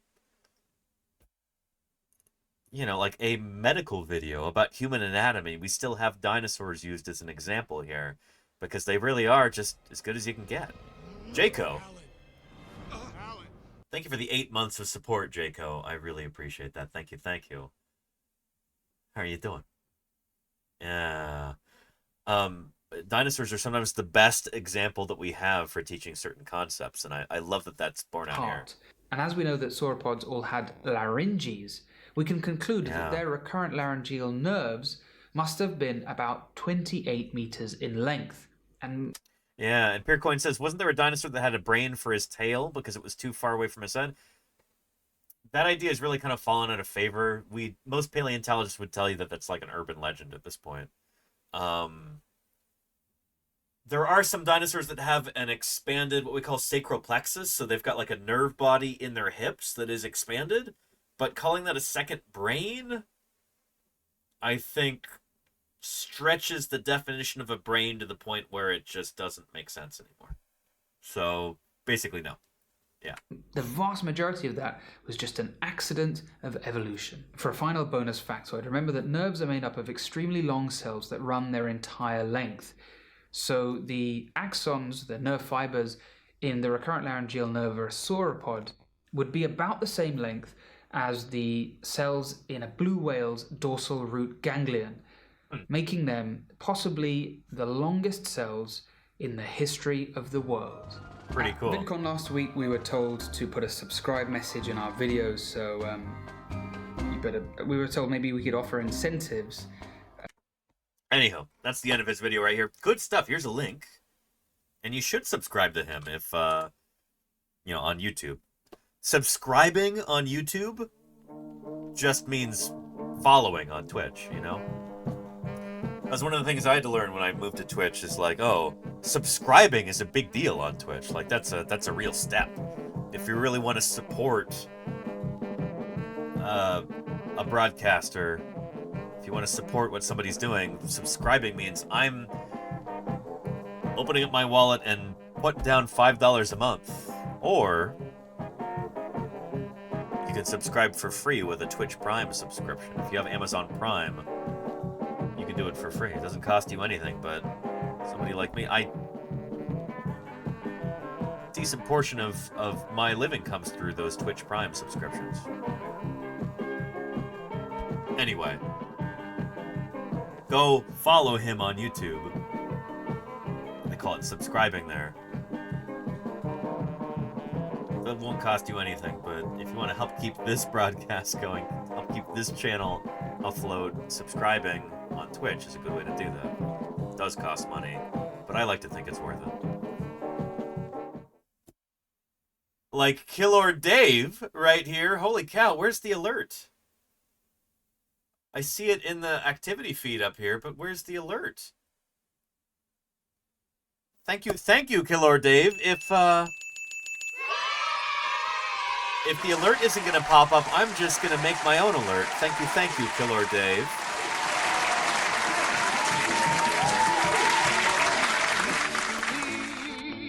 And Jayco, thank you for the 5 gift subs there. I really appreciate that. Thank you, Jayco.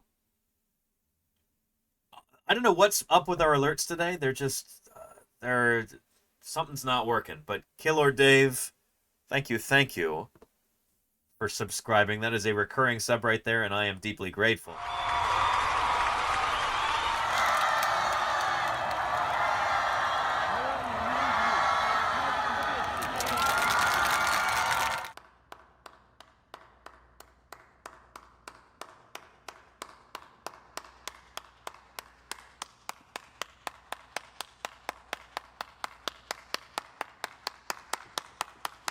I really appreciate that, Killer Dave. Thank you. Excellent. Even if our alerts aren't working, I want to express my gratitude personally in a heartfelt way. Appreciate that. It's a recurring sub there, Killer Dave. Thank you. And Jayco, 5 gift subs. You're getting us even closer to our sub goal. And thank you, Sculpin, for those 200 bits. Superb. Yeah, some of the alerts aren't coming up at all, and some of them are coming up twice. I don't know what's up with Stream Elements right now.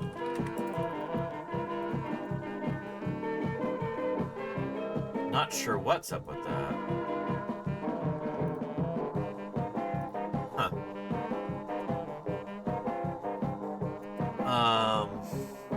Yeah, let me run a test here real quick. If you're feeling a bit cheated, try blaming the dinosaurs. And the Raven, thank you for those 100 bits. Oh goodness, what have I done? It belongs in a museum. It does indeed, the Raven. That belongs in a museum. Yeah. Let's see. Subscriber alert. Let's do like this.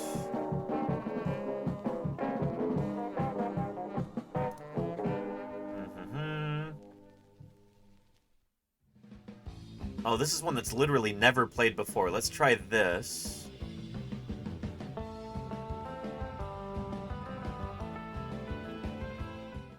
Here, let's do a test. And here we have one of the most extraordinary events to take place on our planet. The gift of 100 subscriptions to Paleontologizing. Somebody just gifted 100 subs. Do not fear a man that spams 1,000 memes. Instead fear a man that spams a meme 1,000 times. Yeah.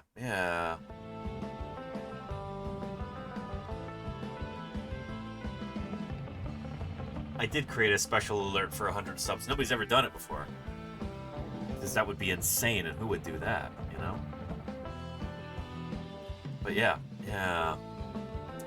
Killer Dave says, showed the Tree of Life to a bunch of friends. They all liked it. Awesome.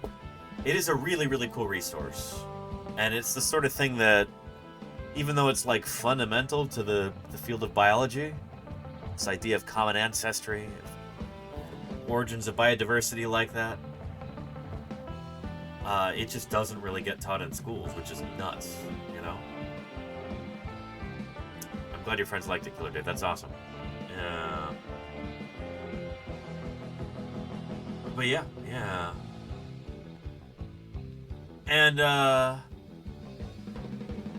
Death of Barney. I don't know what's up with our alerts, but thanks for subscribing. Thank you, Death of Barney. I appreciate you. Yeah. Anywho, let's get back to our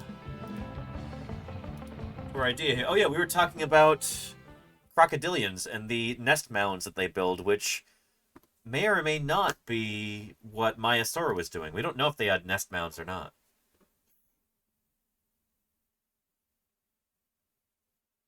So she builds a mound of vegetation that rots as it... Oh.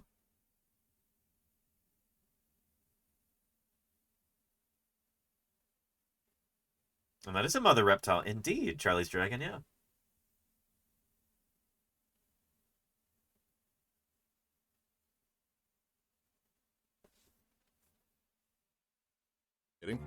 Yeah. 1,000 bits can make a wonderful difference in promoting the appreciation and understanding of fossil science here on Twitch. Hogan, thank you for those 1,000 bits. Holy cow, we've got a hype train going here. Lived a long time ago. Brilliant. They were terrible lizards, don't you know?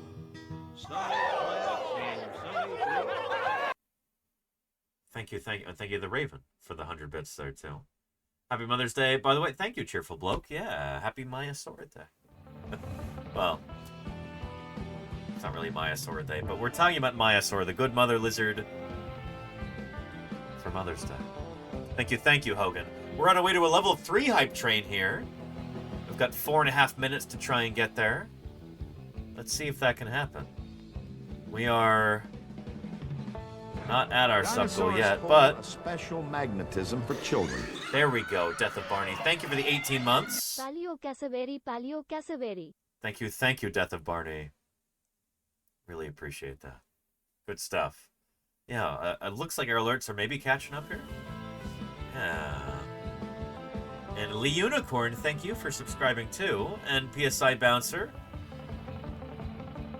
Yeah, I don't know why it's so delayed. Stream Elements is having some difficulty today, it seems. Or maybe the Twitch servers are, I don't know.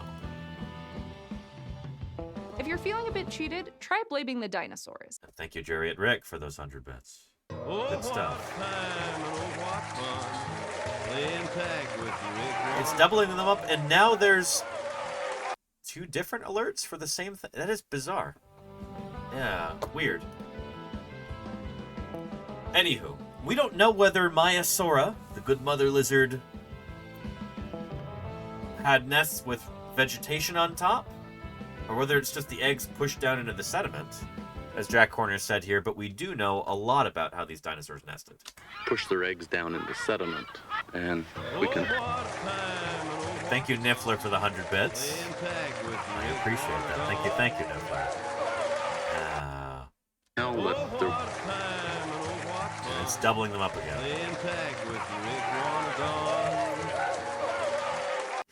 Oh, boy. It was at least a bowl-shaped depression that they were in, but we can't tell whether there was a mound. The eggs just hatched in from the sun, well, we think they may have covered the eggs with vegetation, so that you know the rotting of the vegetation would have provided the heat for incubation. But we don't know that because all we really have preserved there is, you know, the rock and the eggs and the embryos. The vegetation would not have been fossilized. That would have rotted away. It did not get permineralized. We don't have that exquisite preservation at Egg Mountain where you have, like, plant material fossilizing. It just didn't happen. Yeah. And then apparently the babies had just sort of popped the top off the egg after the vegetation was removed, and they climb out. Horner believes that hatchlings stayed in groups within the colony. just as some ground nesting birds do today, fed and protected by the parent animal. Yeah. Let me see if I can find a video on megapode bird nesting, as Dr. Hub suggested. Yeah. Ooh, let's take a look at this. When you're thinking of coal, coal is compressed plant material. Oil is compressed plankton, basically. Microscopic ocean organisms. Yeah. And I think you should enjoy science as much as you can. And you can't enjoy science alone. You have to share it. It's true, Molly Socks. Thank you for the 2 months of support. And that is strange that some of our other alerts aren't coming through. Yeah. Huh. Anyway. Let's continue. And Leunicorn, thank you for the 300 bits there. I really appreciate that. Thank you twice. Appreciate that, Leunicorn. Interesting stuff. I don't think they are chickens. Are they galliform birds at all? Let's look that up. Megapode. Yeah, megapodes. We're over here. I don't think they are chickens. Okay, they are galliform birds, but that's like calling a quail a chicken or a peacock a chicken.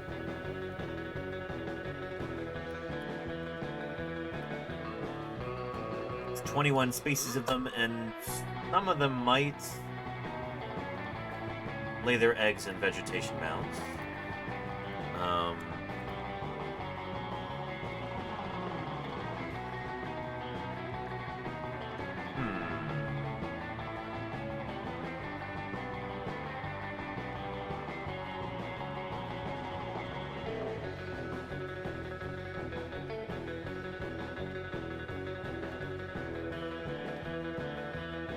Let's take a look at this.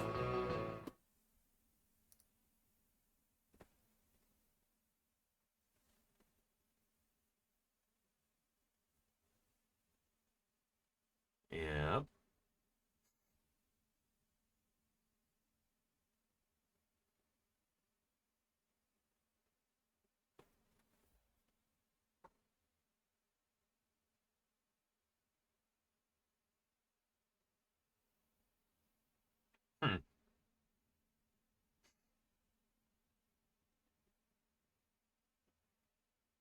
We call that precocial.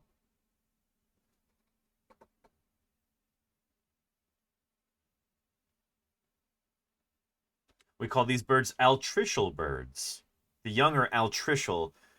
They're born pretty much helpless. They need to be fed by their parents. MAIASAURA babies were like this. They were not ready to go run as soon as they're born. They couldn't even walk. Probably couldn't even stand as soon as they're born. They were entirely reliant upon their parents to feed them.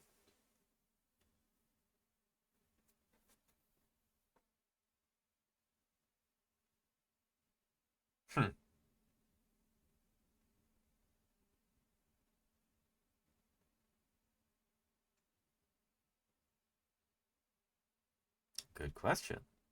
That is a really interesting balance there. You gotta make.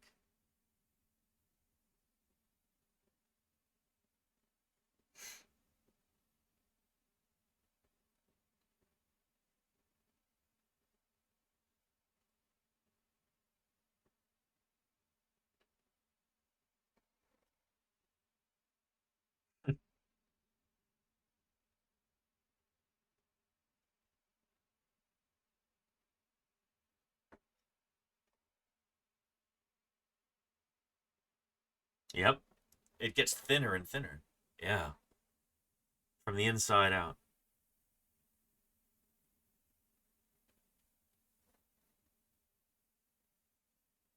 Baby MAIASAURA would do the same thing. All baby dinosaurs. Same thing. An egg tooth. Bingo.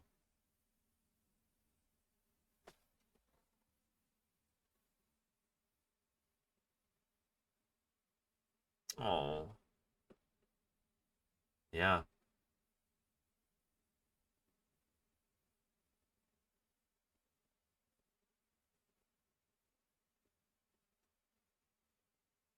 Hmm.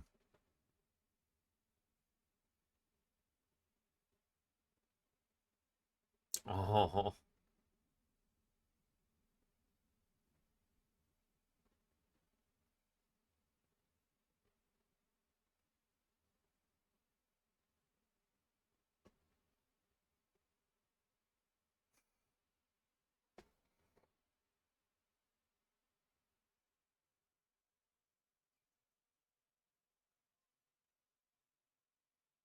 Nice. So they're precocial.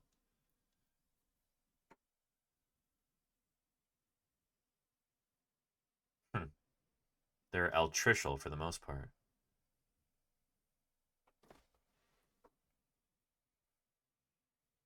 Oh. So they don't have feathers yet.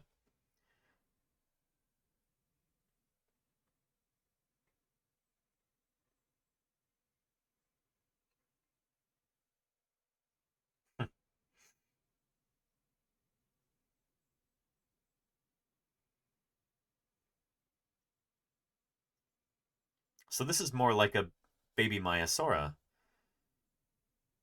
Altricial. The parents would care for their young here.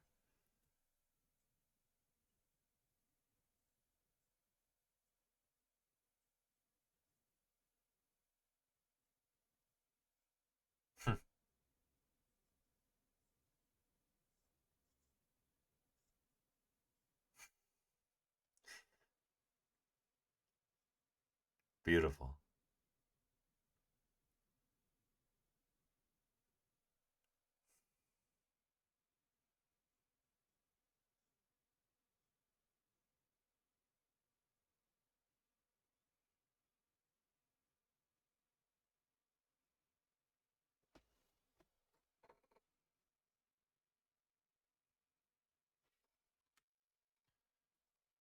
It's Marvin.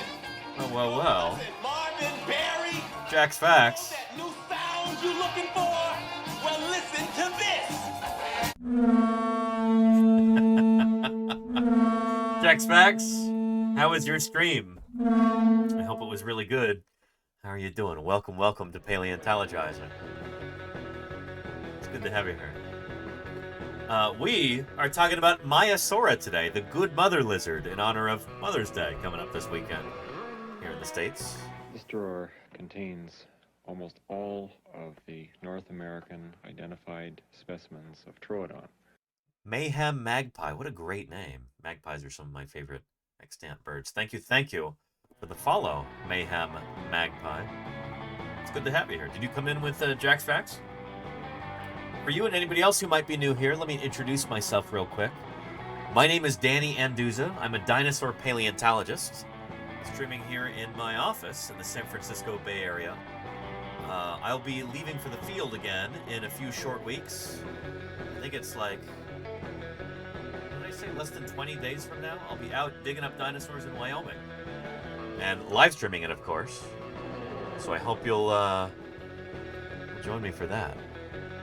I'll be out in Wyoming for the entire month of June, streaming hopefully almost every day, digging up dinosaurs there. And once upon a dime, thank you for the follow. Welcome. It's good to have you here. And then in the month of July, from mid-July to mid-August, I'll be streaming from Utah, digging up more dinosaurs near the town of Moab, Utah, with the Utah Geological Survey. Oh, yeah. Yeah. Mayhem Magpie says, thank you for streaming dinosaurs. Oh, you bet. As a dinosaur paleontologist, this is what I study. Dinosaurs are what I publish on in the scientific literature. Extinction is the motor of substantial change in evolution. If extinction didn't occur, a successful group would dominate and it would last forever. Thing 1 of 2, thank you so much for the 9 months of support. I really appreciate that thing. Thank you. It's good to have you here. Thank you for your submission yesterday during Thursday Birds Day as well. Thing that was cool to see. In at number 8, we have the Tradoon. Kaya in the sky, thank you so much for the 10 months of support, by the way. Good to have you here, Kaya. Appreciate you. Thanks for keeping me online for the past 10 months. Good stuff. Yeah.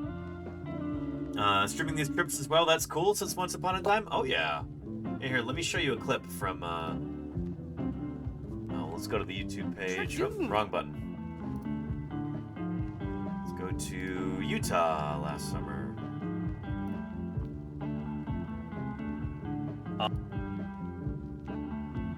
There we go. Welcome once again to the desert of eastern Utah. Out here, kind of near the town of Moab, if you know where that is. And we're out digging dinosaurs right now and streaming it. Welcome to Paleontologizing. My name is Danny Anduza. I'm a dinosaur paleontologist. I said some of the you stuff probably know already that a paleontologist is a scientist who studies fossils to learn about the history of life on Earth. And I cool study thing, dinosaur fossils in particular, and that's exactly what we're digging up here with the Utah Geological Survey. Randy Io, Dr. Jim Kirkland, the state paleontologist of Utah, has joined our crew. He's, one of our fearless leaders here, him and Don DeBlue. Jim just showed up last night, and he's going to be here, I think, for pretty much the remainder of our time out here. So, yeah, if you ever wanted to ask the co-discoverer and namer of Utah Raptor about that animal, or about Gastonia, or various other Utah ankylosaurs, or really anything at all about Utah dinosaurs or Utah geology, I don't know. I'd be hard-pressed to find anyone else on Earth who knows more than Jim does. So, you're in for a treat today. You might be wondering, how in the world can we broadcast from middle of nowhere, Utah? Well, it's because of this. Saying constantly for the past week, working in the earliest Cretaceous Cedar Mountain Formation. And YouTube is the same as Twitch, the exactly. Lower Yellow Cat member of the Cedar Mountain Formation. Rock's about 140 million years old, but I feel kind of silly talking about this because Jim, he can... There's the setup behind me. He's the real expert here, so we'll have him talk about it. But for anybody wondering, this is our streaming setup right there. There's the dish, the router, the solar battery, and the solar panels. It's the only reason this is possible out here. The only reason I could afford this was because of the very generous support of you, the viewers. So thank you very, very much for that. I'm deeply grateful. I know I say that a lot, but it's always worth saying again. Anyway. Yeah, that was Mike Ivey at Montana State who did that. Yeah. Yeah. And the fact, big dead lizard. Yeah. And a lot of people in the profession really were sick. Yeah. And Thing 1 of 2 says, after yesterday's stream, I'm looking at working at a museum so I can get into fossil prep. Awesome thing, that's so cool. Oh, holy cow. Yeah. Best of luck. That is some of the best paleontologists started as fossil preparators. Jack Horner is an example. We were talking about him earlier. Political yeah. views are on the issue. That was Centarsus rhodesiensis, right? What? Centarsus rhodesiensis was one of those. And they renamed Megapnosaurus rhodesiensis. Yeah, yeah. Because that's a type of Centarsus. Uh-huh. And Centarsus kyanticati is probably a different genus. Okay, from the South African one? Anywho, I was going with it. You'll be seeing a lot more of this kind of thing. This was kind of a low-key, just, tune in as we dig up some dinosaurs kind of stream. But some more, a little bit more involved. We do a lot more Q&A, stuff like that. So, really looking forward to this summer.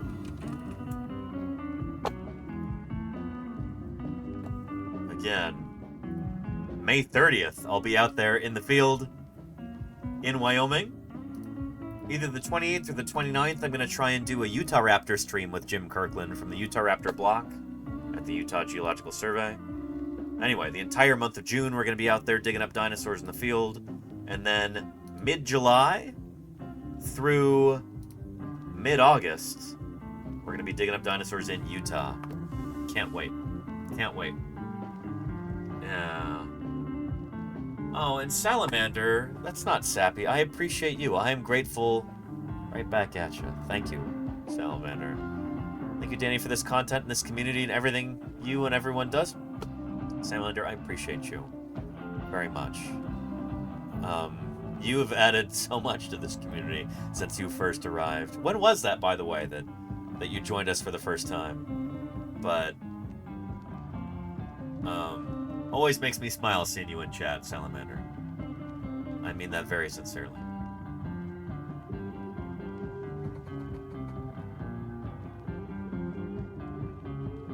But yeah.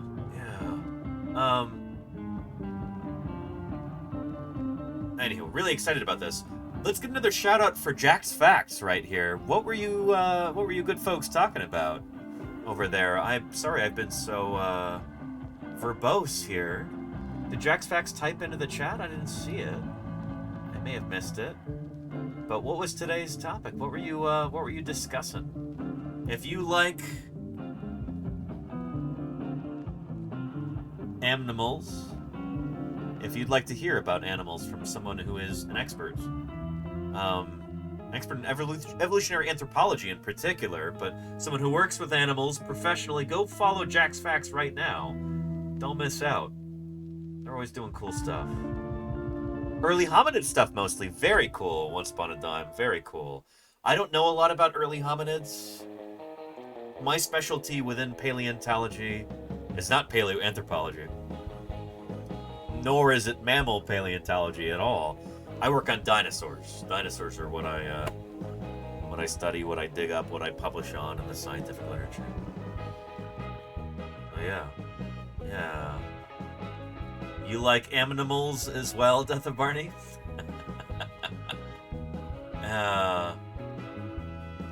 Till early this. Oh, cool, Salamander. Okay.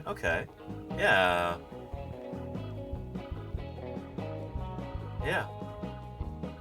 Neat stuff. Anywho, today we're talking about MAIASAURA, the good mother lizard.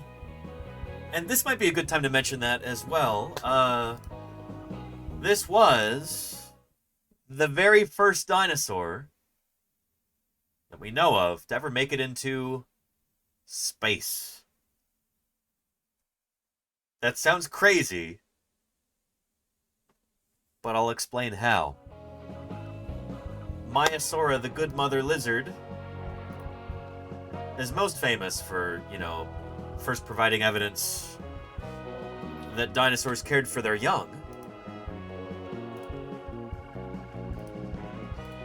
But MAIASAURA also is the first dinosaur to ever leave Earth's atmosphere, as far as we know. Lee Hall is a paleontologist now at Museum of the Rockies in Bozeman, Montana. I've dug dinosaurs with Lee before back in 2011. We dug up the Yoshi's trike specimen together, as well as Cliffhanger trike. But yeah, did you know the first dinosaur fossils flown in space were a MAIASAURA eggshell and a vertebra? In 1985, aboard STS-51F, astronaut Lauren Acton carried this small pouch on the Space Shuttle Challenger during Space Lab 2. And there it is right there. You can see this at Museum of the Rockies. That pouch containing this bit of eggshell and that baby MAIASAURA vertebra, these are now on display at Museum of the Rockies, just outside the planetarium. There is, I believe this is called a mission patch? Space Lab 2? And that is baby MAIASAURA and an egg. I have the same image right here. Yeah, that's a Luis C. Hoyos photo there. Good stuff. And that is a mission patch. Thank you, Analog Clock. Yeah. Anyway, cool stuff. MAIASAURA. It's also the state fossil of Montana as well. You can't get these on, like, eBay, can you? Because that would be a really neat thing to have. I bet you it's one of those things that is just... they probably only made a handful of them.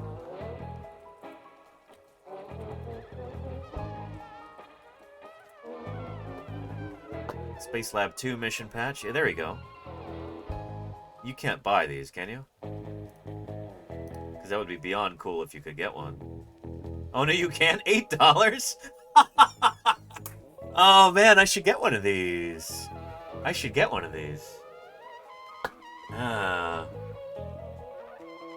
Very cool. Huh. Yeah, I guess anybody could just reproduce these if they wanted to. it is, you know, belongs to the federal government, so yeah, neat. Very cool, very cool. Yeah. And you can get the money made replicas too, very cool. And does space have any effect on the fossil? Weightlessness, probably, I would presume. But apart from that, I doubt it, yeah. It was sealed in a pouch, like you saw here. So it's not gonna be, it's not like these dinosaur fossils are floating about the cabin. Unrestrained, you know? You don't want to have another one of those situations like with Homer and the Ruffles and the ants. You know? That's not something that you want.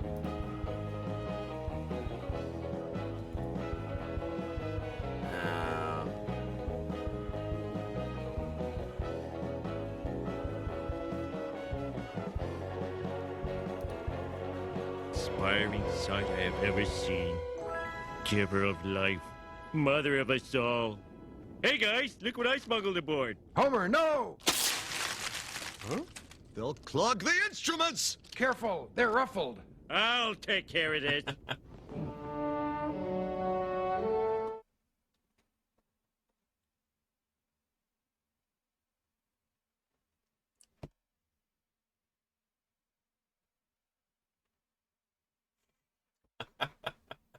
Balint, you'll like the second half of this. You've already seen this, Balint, of course.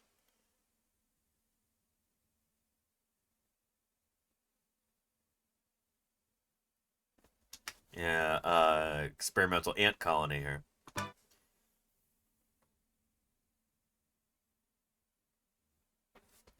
We got to do it like that. Hopefully I don't get copyright nuke for this on YouTube.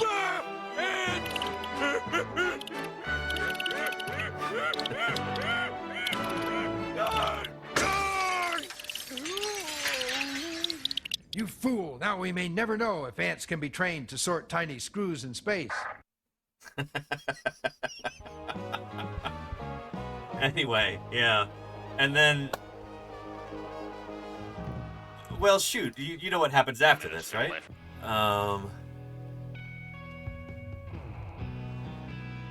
Yeah.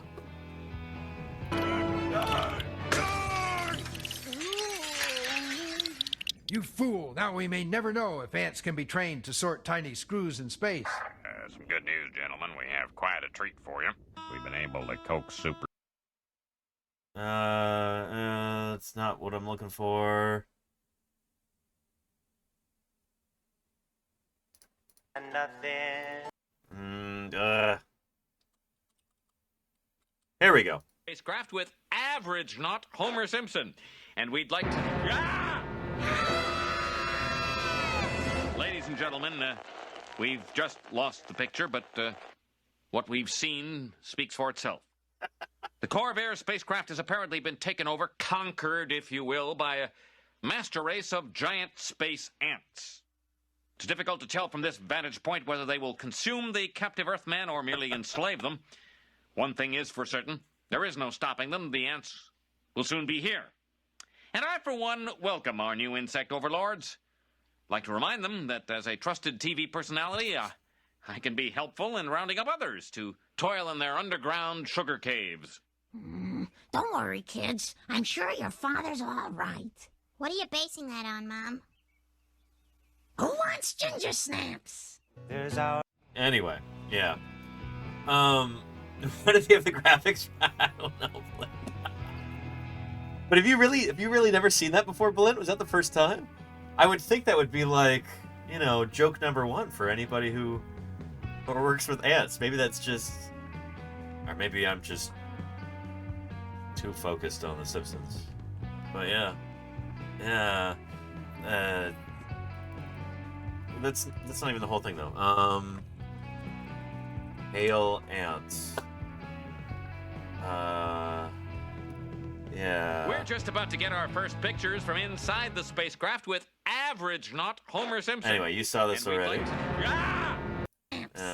Well, this reporter was possibly a little hasty earlier. We'd like to reaffirm his allegiance to this country and its human president. May not be perfect, but it's still the best government we have.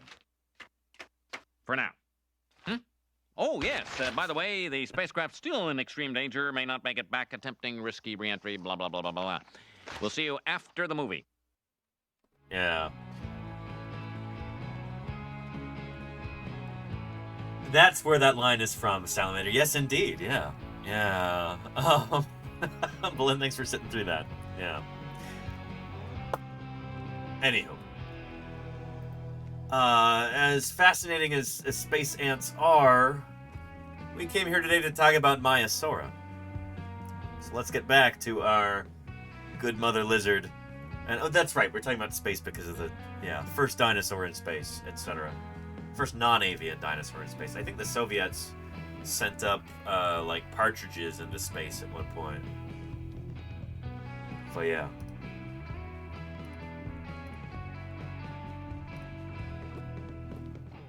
MAIASAURA. Fortunately, an inquisitive world's knowledge of dinosaurs did not depend on the movies. Scientists like Jack Horner transformed their childhood enthusiasm and Bob Makela for dinosaurs into an adult discipline. This is before Bob Makela died. Horner of Montana State University has only recently uncovered a major find of hadrosaur bones. And there you go, science, He has made the duckbill dinosaur a household word to scientists. Yep. The reason that we know more about duckbill dinosaurs is that we have found a small area where we have concentrations of nests, nests containing eggs, some containing babies, juveniles, and an area right nearby that is so far has yielded 40 or 50 dinosaurs, but we have the remains of 10,000 individuals from a herd. So in this one area, we're able to see the life history of a duckbill dinosaur from the time it hatched MAIASAURA, until in particular. It was at least half grown with an adult. Yeah. Horner's finds, which illustrate that some dinosaurs lived in herds and cared for their young, tell us that some dinosaurs had traits more common to warm. There's the same image that I have right here by Douglas Henderson. This is from Jack Horner's. The first book he ever published was Maya, A Dinosaur Grows Up. It was a book that was written to be read by children or by anybody else interested in dinosaurs. Lovely illustrations in it by Douglas Henderson.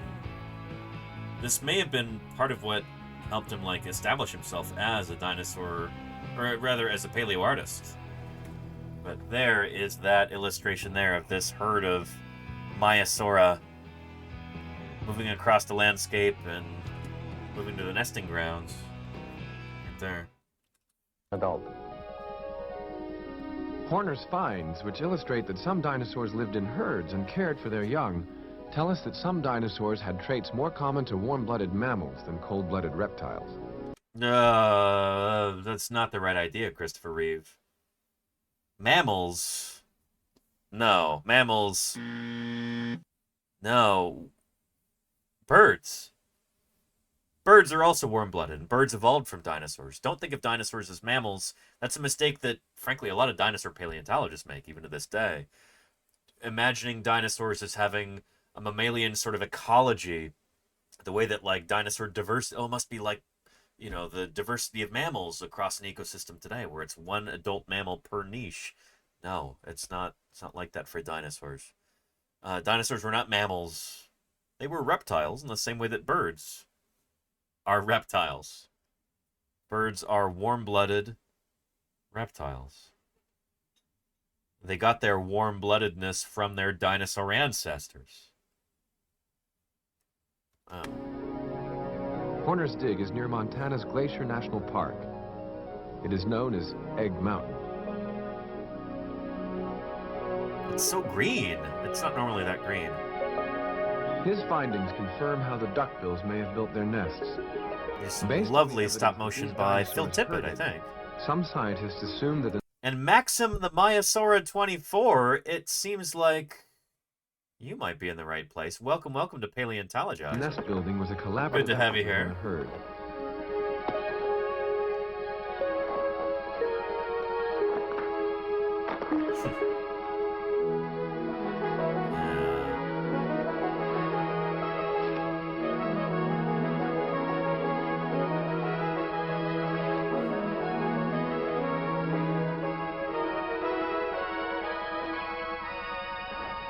Like reptiles today, the nest is protected before and after the egg laying. Horner has recently discovered a fossilized egg which he believes contains the embryo of a duck-billed dinosaur. At a Montana medical center, the fossil was subjected to a CAT scan, or computerized axial tomography. Normally a we CAT just scan call them is CT normally used to take a three-dimensional computerized color picture of the brain. Here, it will photograph the insides of an 80-million-year-old egg. The CAT scan was able to establish that an embryo is inside the fossilized egg. Very cool. The embryo is identified and marked. I'm sure it's a remarkable find. It's primitive by today's standards, kind of imaging. And not a hammer that, well, he cracked it up with a hammer thing, but yeah. A duck-billed dinosaur, it's believed, laid 20 to 25 eggs in a circular pattern. Scientists don't know how long it took for the eggs to hatch, but they do know that the eggs were about 8 inches long, about the size of a grapefruit, surprisingly small for what would eventually become a 3-ton duckbill. And Salamander says, why is it that CT scans can scan through the stone when scanning tools can't be used to find fossil matrix within the field? Because we don't have a CT scanner that can, scan a landscape. Things like ground-penetrating radar do use a different kind of scanning technology, and it just doesn't work in matrix like that. Yeah, it's really a question of scale. Yeah.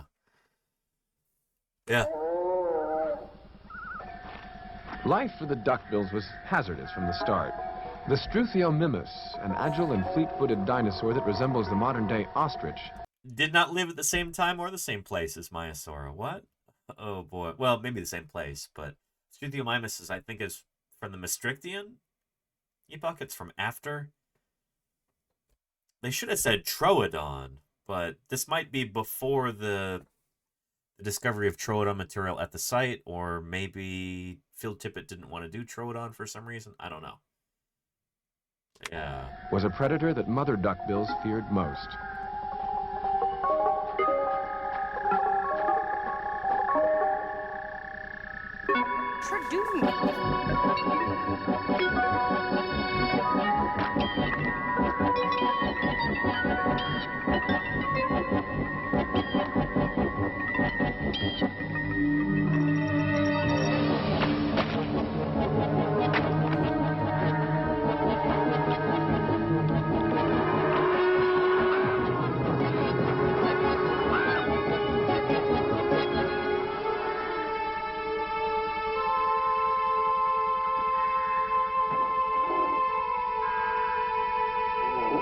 Audio in this is not great. Let me see if I can find a better version of this. Higher quality, maybe. This might be better.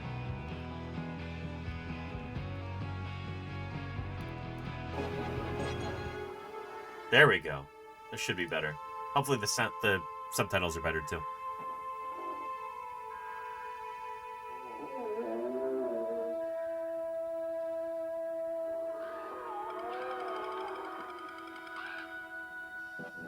The Struthiomimus, with little in the way of a defensive arsenal, no horns, no giant tail, no sharp talons, was a natural victim for other, more aggressive dinosaurs. We now know this animal had feathers all over its body, too. It did not look like this. So did this guy. Dromaeosaurs. The speed of the Struthiomimus, normally its strongest asset, occasionally failed it, especially when matched by that of the Deinonychus. Yeah, Deinonychus lived in the early Cretaceous. It's like 40 million years before these guys. Yowza, this is making it a little grisly. The Deinonychus, Greek for terrible claws, were fierce creatures that weighed less than 200 pounds.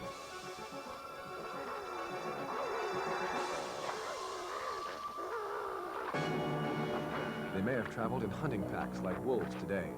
Their speed and their dreaded claws made them fearsome enemies.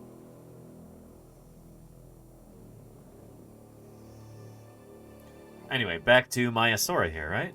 Please? For the duckbill, survival was possible by the number of eggs originally laid. Life, the species, could continue.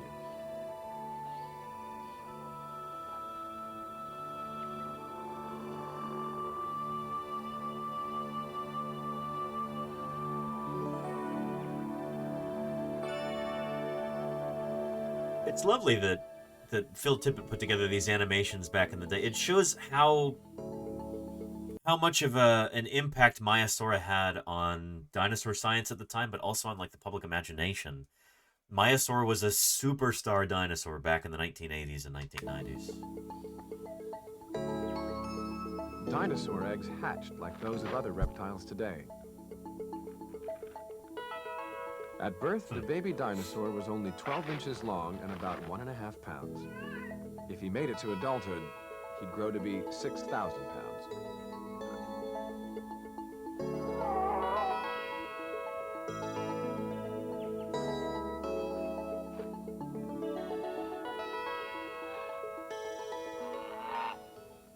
How do we know what we know about dinosaurs? Well, for one thing, we know how duckbill eggs looked because Jack Horner has found hundreds of them fossilized in Montana. Yep, we know that MAIASAURA this giant creature probably made a deep bleating noise, not unlike a goose, because of the size of its nasal cavity and the length of its air passage. We don't really know that. Given these clues, we can guess at the type of sound it actually would have made. It's like a jigsaw puzzle or a detective story. You find one piece and it fits into another. And it all begins with digging holes. Yep.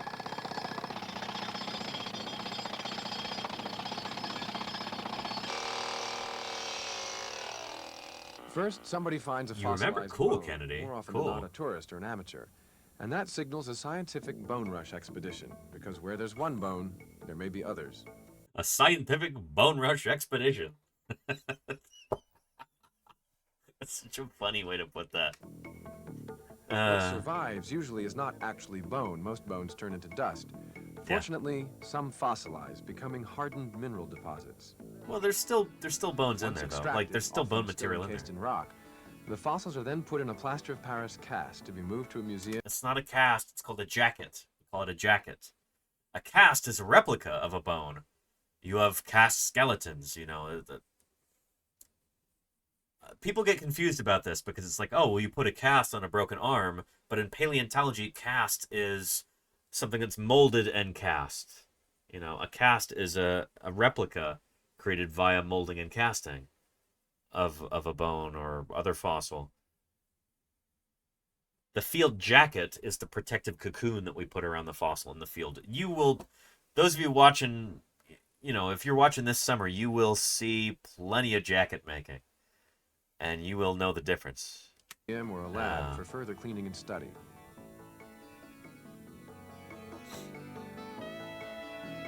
Dinosaur finds have been discovered on every continent except Antarctica, and in at least... Oh, and dinosaur fossils have been found in Antarctica since this came out. Shows you how long ago this was. 1985.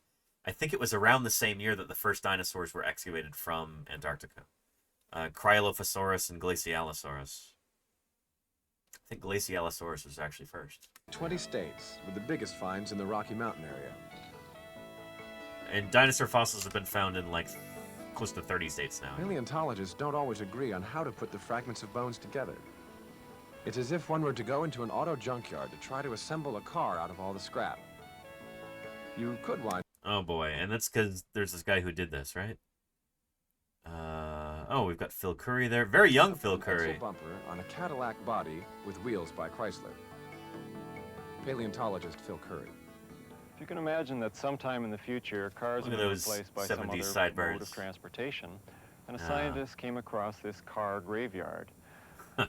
He found a lot of partial cars and a lot of spare parts. But only certain fenders will fit on certain cars and certain wheels on other cars. And so eventually he can get a best guess interpretation of what a particular model of car looked like. In a similar manner, a paleontologist who finds a dinosaur bone bed which consists of a lot of skeletons that are mixed up. Some are partially complete, some are actually completely dismembered. He takes the spare parts, and by best guess, he tries to figure out what animals they belong to. Eventually, he reconstructs the animal. Now, if something tells me that Phil Curry did not choose this analogy in the first place, that this was like written into the script, and they're like, hey, make the best of this analogy, because it's not a great analogy. A junkyard for describing dinosaur fossils?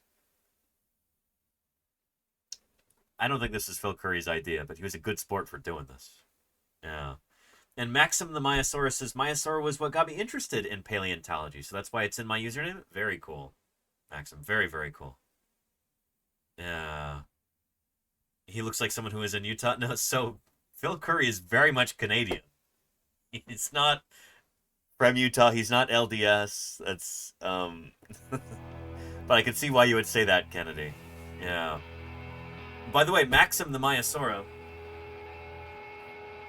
if you don't have this book, you probably do, but if you don't yet have this book, consider grabbing it online. This is the first book that Jack Horner ever wrote, called Maya, A Dinosaur Grows Up. And it's got, I mean, just the artwork alone is worth the sticker price. You have that book, excellent. But yeah, good stuff. Written as a children's book, but really anybody interested in dinosaurs would get something out of this. It's funny because there are a bunch of ideas in here that weren't necessarily in the scientific papers that Jack wrote, but I don't know, it's funny because everything in this is pretty well based on the fossil evidence, but not all of this stuff actually made it into the publications. But I don't know, it's just a neat piece of dinosaur paleontology history. Highly recommend. Yeah. And Lady Lalsey says dinosaurs and books. Oh yeah. No, we're all about dinosaurs here and books too, obviously. Big fan of books. Definitely. And there you go, Kennedy. I know what you mean. Yeah. Anywho. Do we get more Maiasaura stuff in this video, or is that it? No, it looks like we do. Excellent.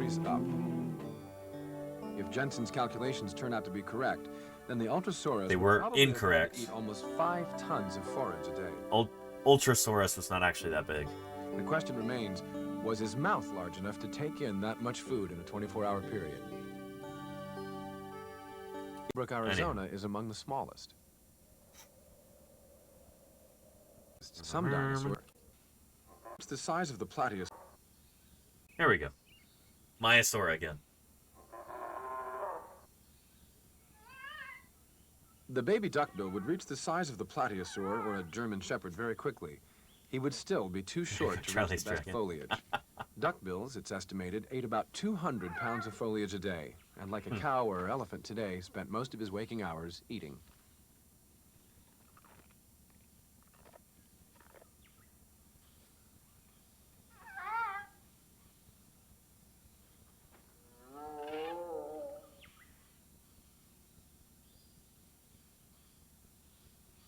It's just gorgeous stop-motion animation here by Phil Tippett. Techniques have to be Incredible. learned, and the duckbills seem to have spent time with their young teaching them.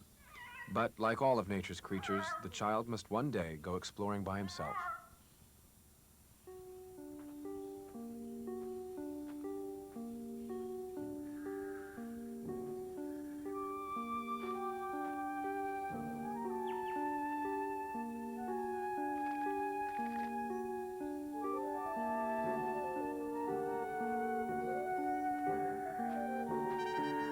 And Kennedy says, Danny, how much do dinosaur paleontologists speak with plant paleontologists about diet and the plants available?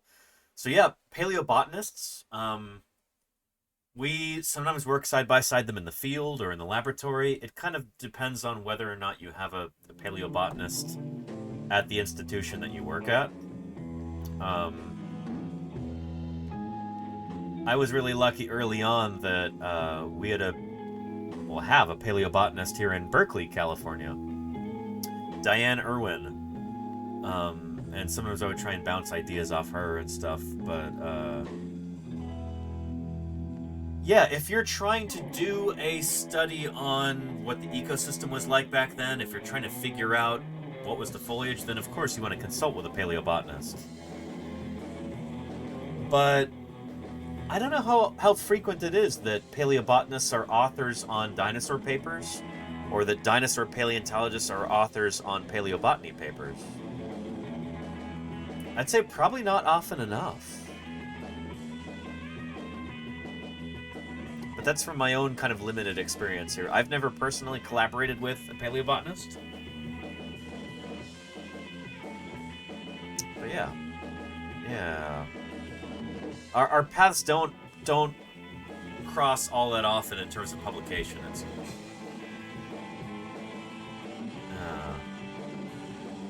And Ungoy says, what would you say is the ratio between dinosaur paleontologists and paleobotanists? That's a good question, Ungoy. I really don't know.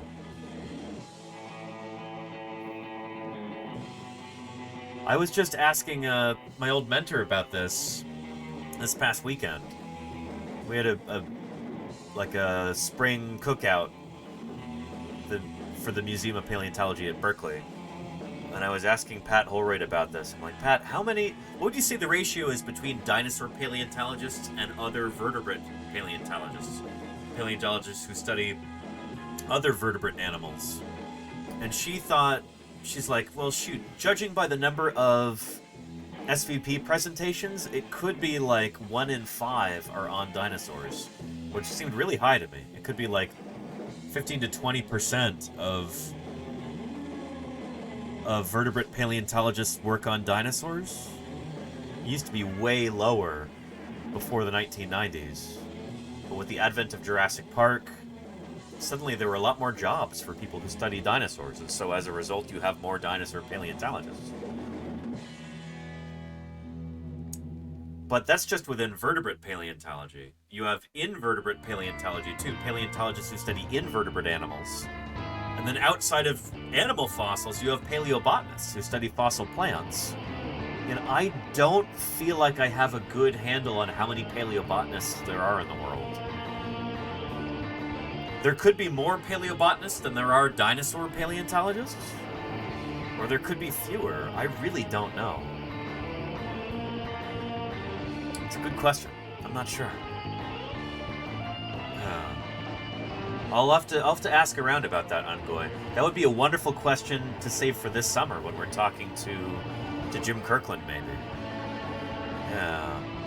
And Ungoy says, as a plant lover, I know next to nothing about paleobotany.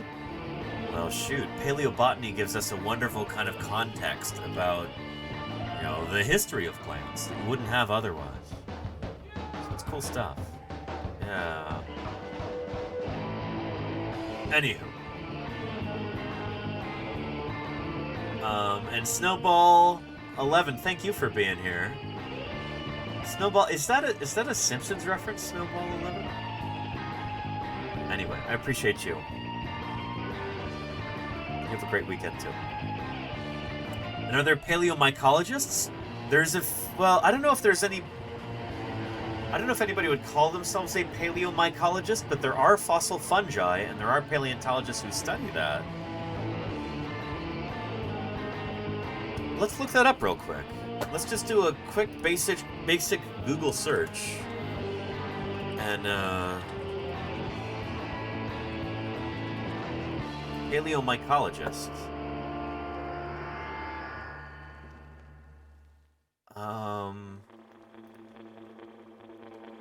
That's not what I'm looking for.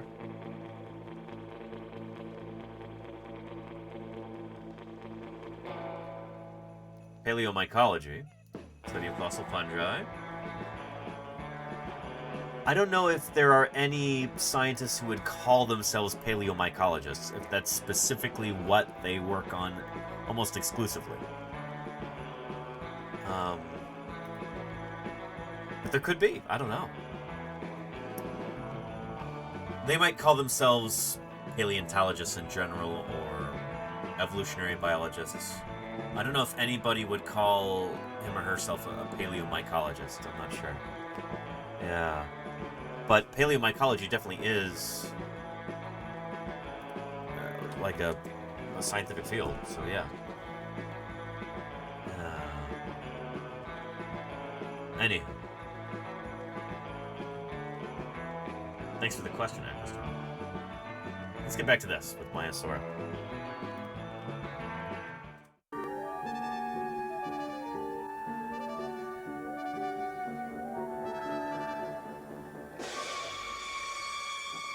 Uh-oh.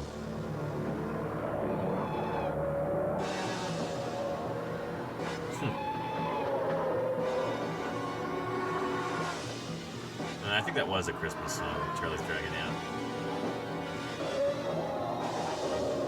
The killer dinosaurs. Waterworld, thank you for the follow. Perfect timing here. Another stop motion piece here.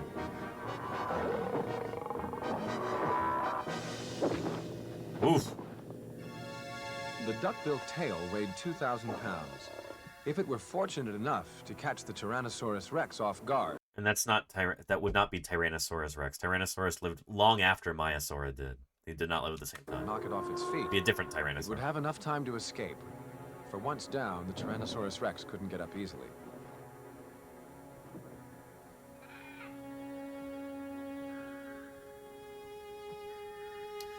Who is the Tyrannosaur in the Two Medicine formation? Is it Daspletosaurus in the Two Med? The geological formation for which MAIASAURA is most closely associated with? Dinosaurs of the Two Med. Here we go. Ankylosaurs, avialan ceratopsians, non-avialan eumaniraptorans, ornithopods. And we want, yeah, Daspletosaurus and Gorgosaurus from the Two Med. That looked to me more like Daspletosaurus there. Daspletosaurus. But if the Tyrannosaurus Rex was denied today, he would almost certainly prevail another day. It looks, yeah. I don't think this is even supposed to be Daspletosaurus. Maybe, or Tyrannosaurus. Maybe it's even Gorgosaurus. It looks a lot more svelte than T-Rex is usually portrayed. He would almost certainly prevail another I think Phil Tippett knew what he was doing. Yeah. He probably intentionally made that Gorgosaurus or Daspletosaurus. He was called Tyrannosaurus Rex, the tyrannical king lizard. Yeah, and we're not really talking about him right now. Do we have more MAIASAURA stuff, or is that it for MAIASAURA in this video? I think it is. Yeah. Anyway, if you want to take a look at this with Batman himself, Christopher Reeve. Oh, sorry, not Batman. Spider-Man. And there's that link. And Bambaraptor. Yeah, Bambaraptor. Bambaraptor's a young dromaeosaur. Not mature. It could even be the, I don't know. Some people say it's just a young Sauronitholestes, but Sauronitholestes I think is from the Maastrichtium. Anywho. Yeah.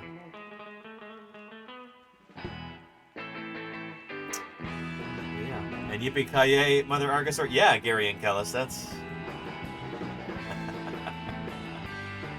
yeah.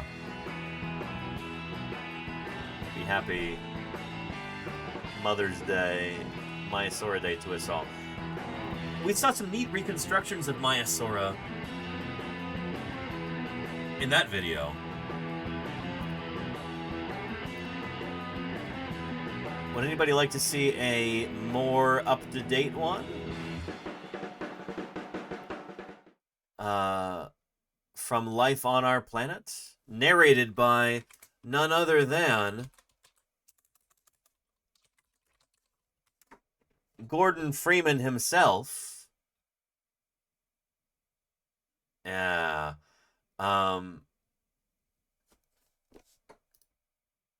Here, take a look. This rather cautious female is keen to get back to her nest.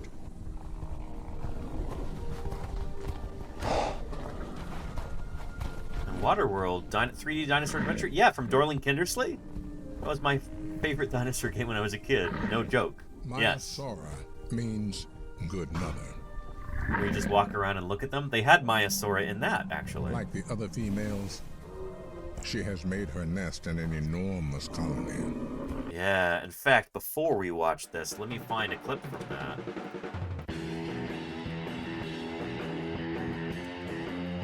3D Dinosaur Adventure, MAIASAURA. Was that the... Are we thinking of the same one?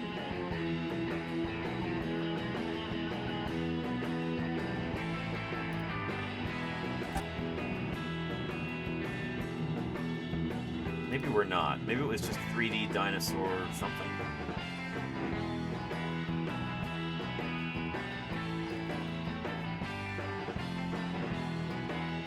Dorling Kindersley Dinosaurs.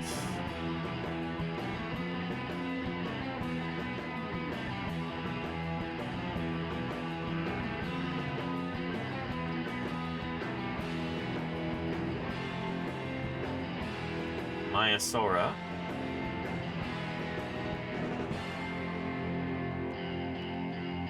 Nope. I'm not finding this so far. Oh, it was 3D Dinosaur World is what it was called. 3D Dinosaur Worlds DK. There we go. Here's the intro to it.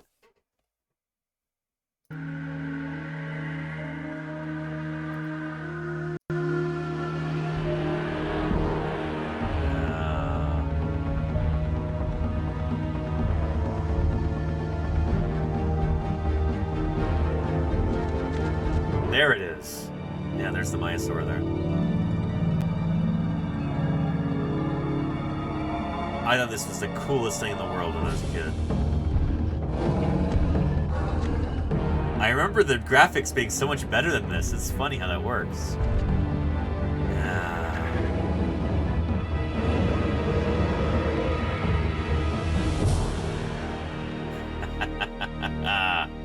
Yes. Oh, good stuff.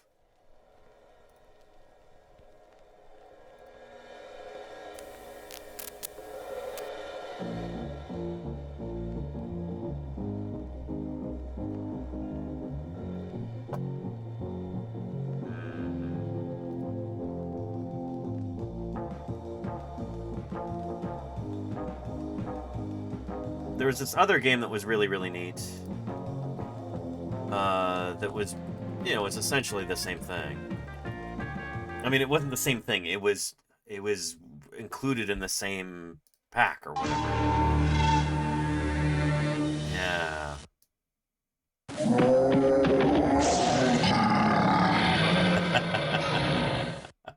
Yeah.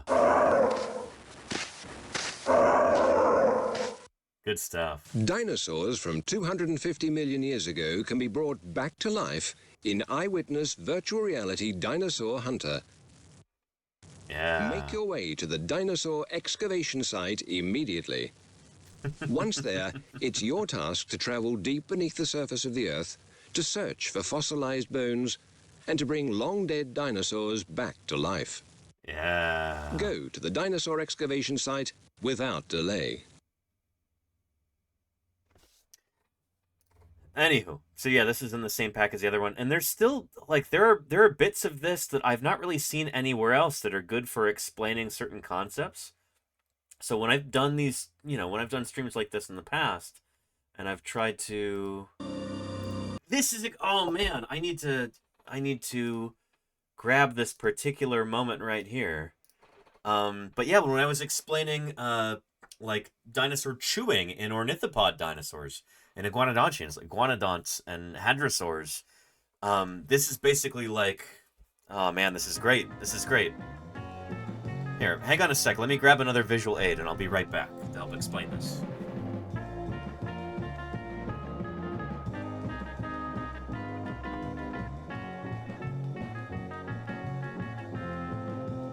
All right, here's a skull of duck-billed dinosaur Tethys hadros right here. And so these guys had these wonderful teeth. They had a dental battery like this, which means they had all of these teeth all lined up in a row, and they were capable of chewing in a different way than we as mammals think of chewing. So imagine you're looking at the front of the skull like this, and then imagine that you could just go shh, and then like X-ray view, you're looking at the jaws going like that. That's what you're seeing right here. So as these animals would chew, First, the upper teeth struck the lower teeth at an angle, sliding the upper jaw outwards in a grinding motion. Yep. So their jaws would actually flex like that. And it's almost like a pair of scissors or shears or something like that. Really cool. But a highly efficient way of processing food, something that I don't know if it's actually, I don't know if it's evolved in any other critter ever. But really neat stuff. Anyway, that was all part of this game. Good stuff. Let me make sure that I take that from the clipboard. And, let's see. Clip.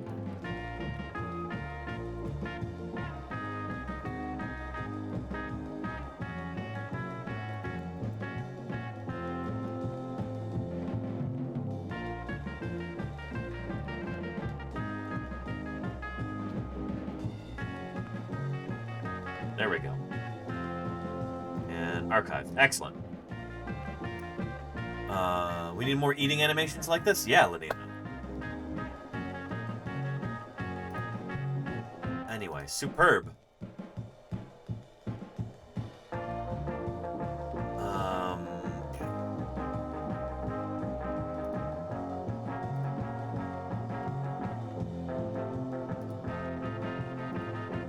Yeah, there we go.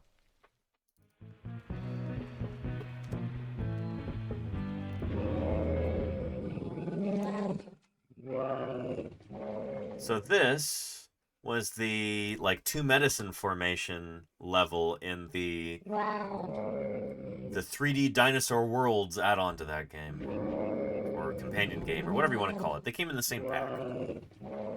But you basically just walk around. You can't interact with anything, except I guess to read about them.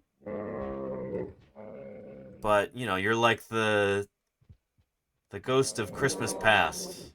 You walk around, you can see them and hear them, but they can't see or hear you. This is such cool stuff. I was blown away by this as a kid. Yeah, really, really neat.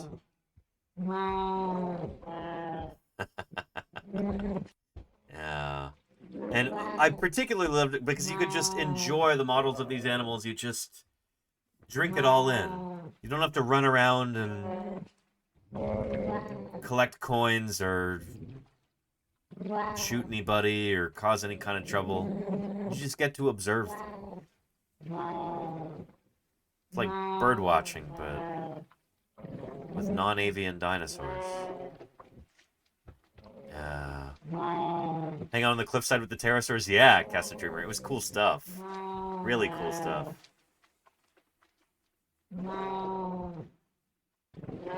Really neat. Oh, I love this. See, they're clearly running an emulator here. Awesome. You get to explore, exactly, Stephen Ernest. Yeah. Yeah. Excellent. Anywho, some more up-to-date graphics, depictions of MAIASAURA you can find here with, can you still get it? I'm sure you can find it on, I probably have it, actually, Lady Lalsey. I think I have the DK Dinosaurs thing. I got it on eBay a while ago, but I haven't tried it. Anyway, for a more modern depiction of MAIASAURA from Life on Our Planet just last year, check this out. This rather cautious female is keen to get back to her nest.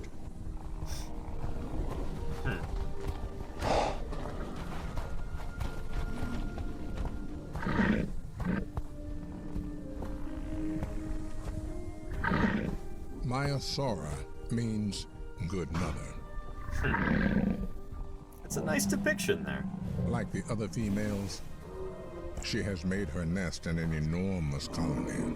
She does look kind of horse-like, doesn't she, Sloppy Salamander? Yeah. To reach it, she must run the gauntlet of defensive mothers keen to protect their young.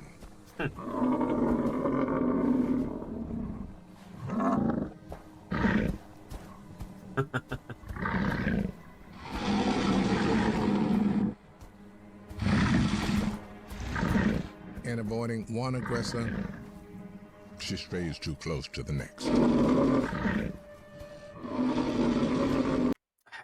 If there's a criticism to be made of life on our planet, I think one of it might be that the animals have just a little bit too much personality. They're a little bit too emotive, almost a little bit too human-like in their demeanor. But you got to remember that this is released on Netflix. This is supposed to appeal to as wide an audience as possible, and I think it does a really good job of that. It's entertaining. It's really informative. There's excellent information in it. It really helps portray this idea of, the evolution of life on our planet over time, and these major upheavals that occur with these extinction events, these biotic crises. So what if the animals are a little bit, slightly Disney-fied? It gets people to watch it. And it makes my life easier as a paleontologist because people in the general public are understanding these concepts because this is entertaining and they can sit through it, Yeah. And Gary and Kellis says, did you say maybe that all found dinosaurs are probably female because the organs don't preserve? There's too little known about dinosaur dimorphism or whatever? Oh, no, the thing is we can't tell whether most dinosaurs are male or female. The only dinosaurs that we could prove the sex of so far are females, and only pregnant females, only gravid females about to lay their eggs, because the only way we can tell if a dinosaur is male or female so far is if we find medullary bone.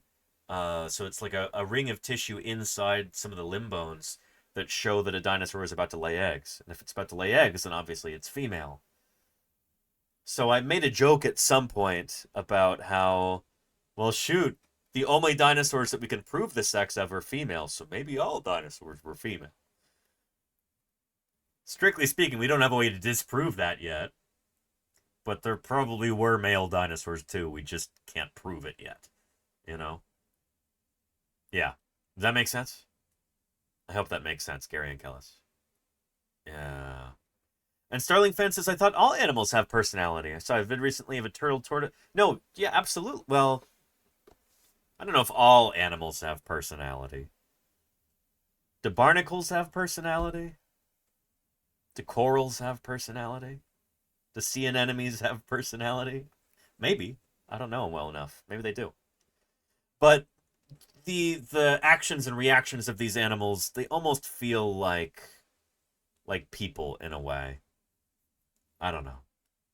Yeah.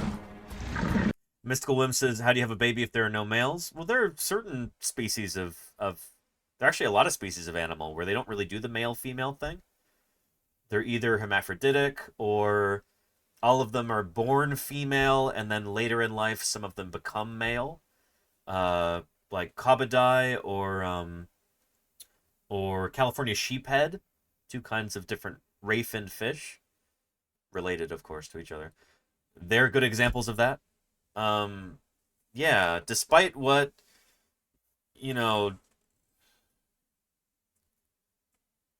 certain people would have you believe, like, oh, in nature, all things are either male or female. That's just the way of things. That's how it works.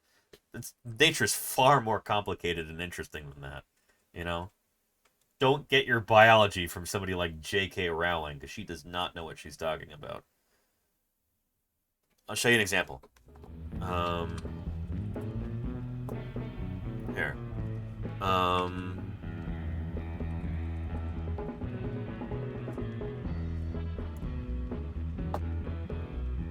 Here we go. Check this out.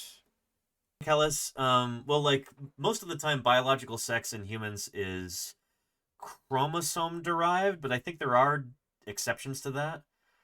There are a lot of other different kinds of animal where the embryos are female at first, and then later there's something that occurs to make them male. And in a lot of different animals, it's like temperature derived. So in a lot of different kinds of reptiles, turtles, I think, are a good example. Maybe crocodilians as well. It's the temperature of the egg that determines whether the young will be male or female.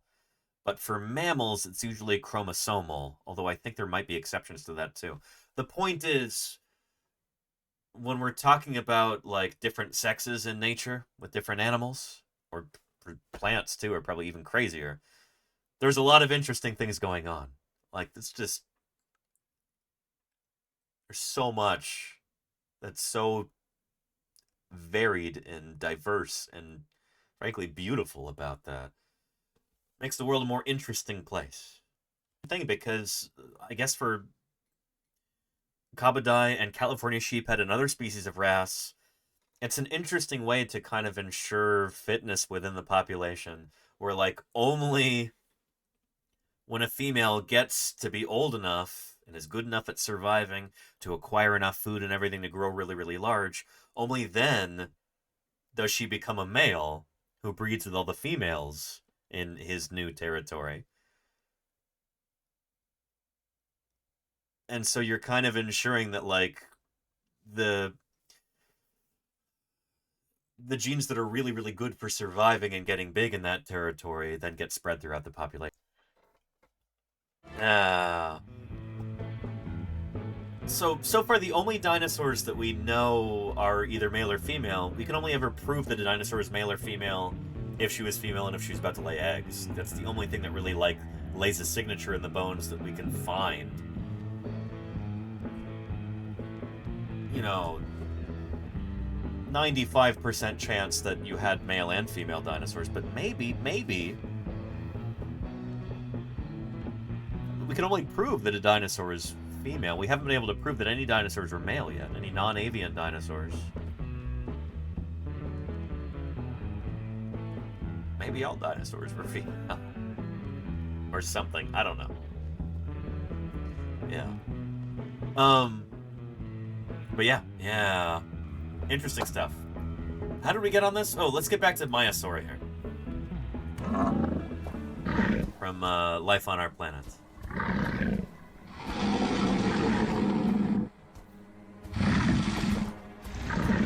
In avoiding one aggressor, she strays too close to the next.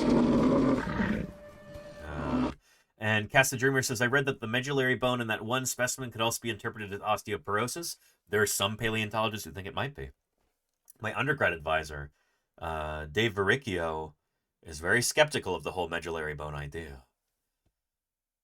So far, it seems like most dinosaur paleontologists accept that that probably is medullary bone, but it is not a universal consensus by any means. We need to find more specimens, and we need to study these things further in order to really be able to tell for sure.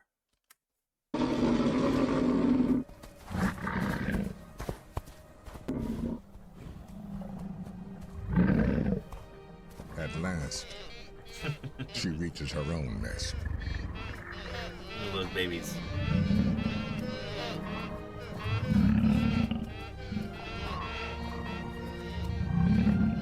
She feeds her young in a very bird-like way.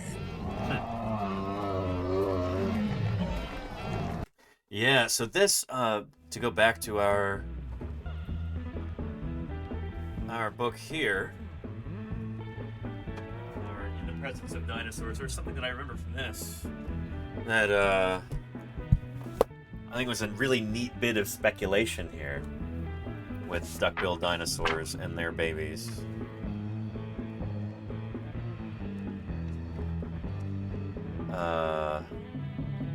It was right here. So it's described in the text. Here's a mother Parasaurolophus feeding her young. This part's probably wrong with the downward shaped crest is a female. That seems to be like an immature individual thing rather than a female thing. But anyway, it's described in the text that there's like white skin along here and the babies instinctually peck at the white skin on there, and that causes the mother to regurgitate food for them. I always thought that was a really neat idea and a cool way to kind of portray that in the text. Yeah.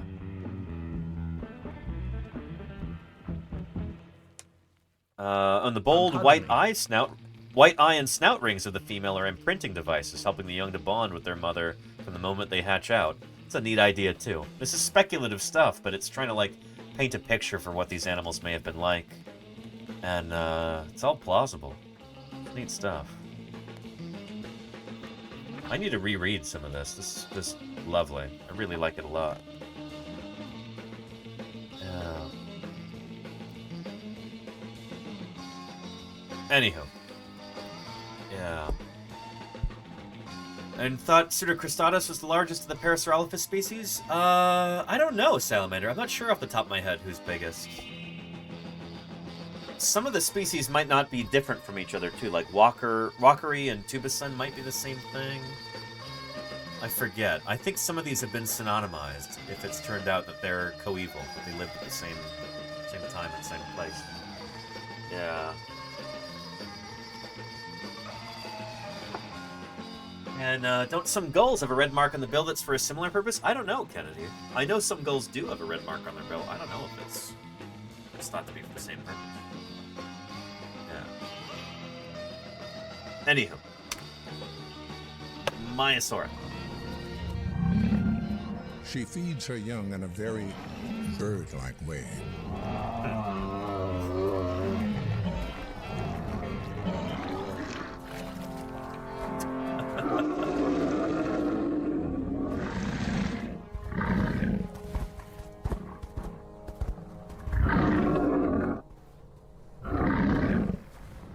She'll protect them in the nest for many months. Good stuff. A MAIASAURA. Neat animal. And a dinosaur that's taught us so much about what dinosaurs were like, how they lived, how they cared for their young, everything else. Digging Dinosaurs is made possible by a grant from the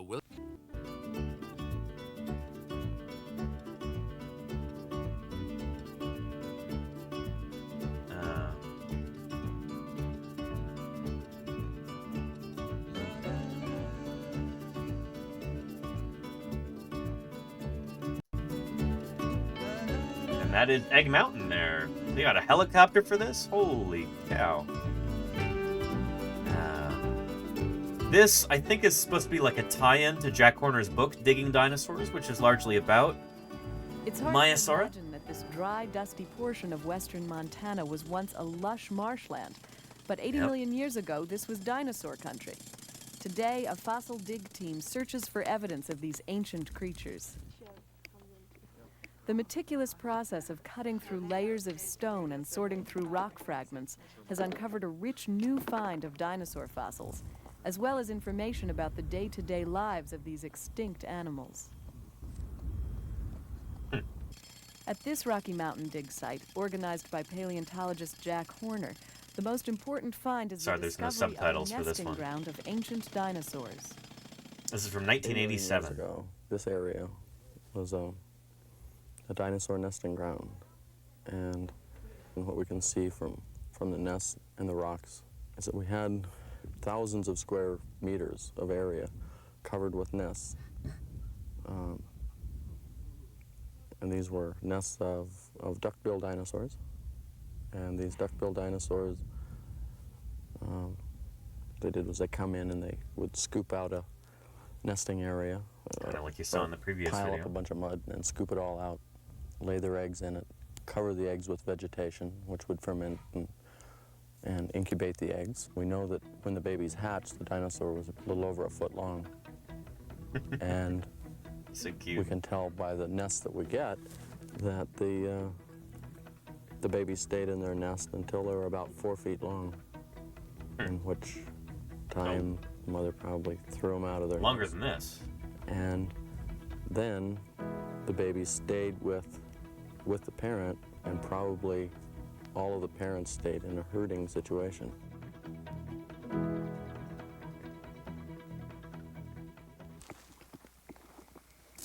What we're trying to do is determine how these bones all got here.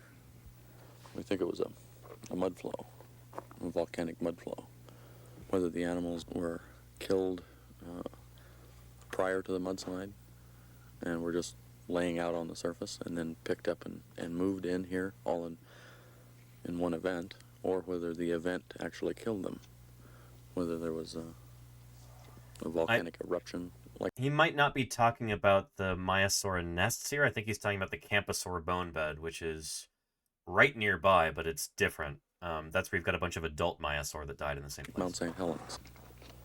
What we're trying to do here is a lot of the bones, like pickup sticks, sort of.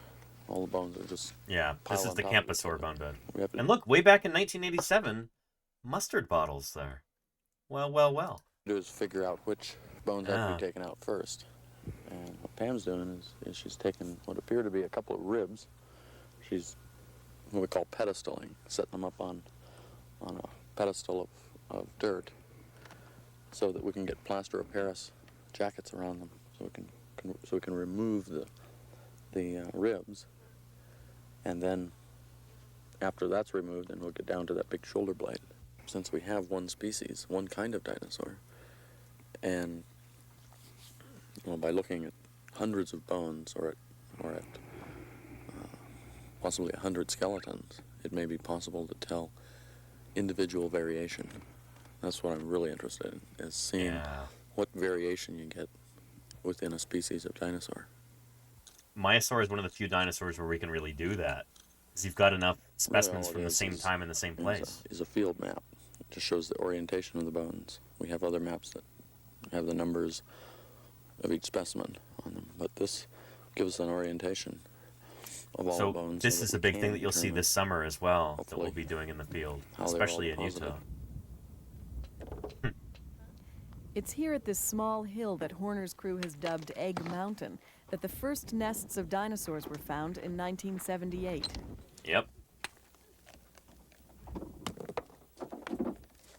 And there's Bob Macula there. With jackhammers, chisels, and magnifying glasses, the crew continues to uncover remarkable new finds. So Bob Macula was a high school science teacher in Rudyard, Montana, and he was like Jack Horner's partner in crime out in the field, not in crime, in science. They'd go out and dig up all kinds of different fossils together, and Bob Macula, he died in the field. He got into a vehicle accident. Rolled his truck. His truck rolled and burned, and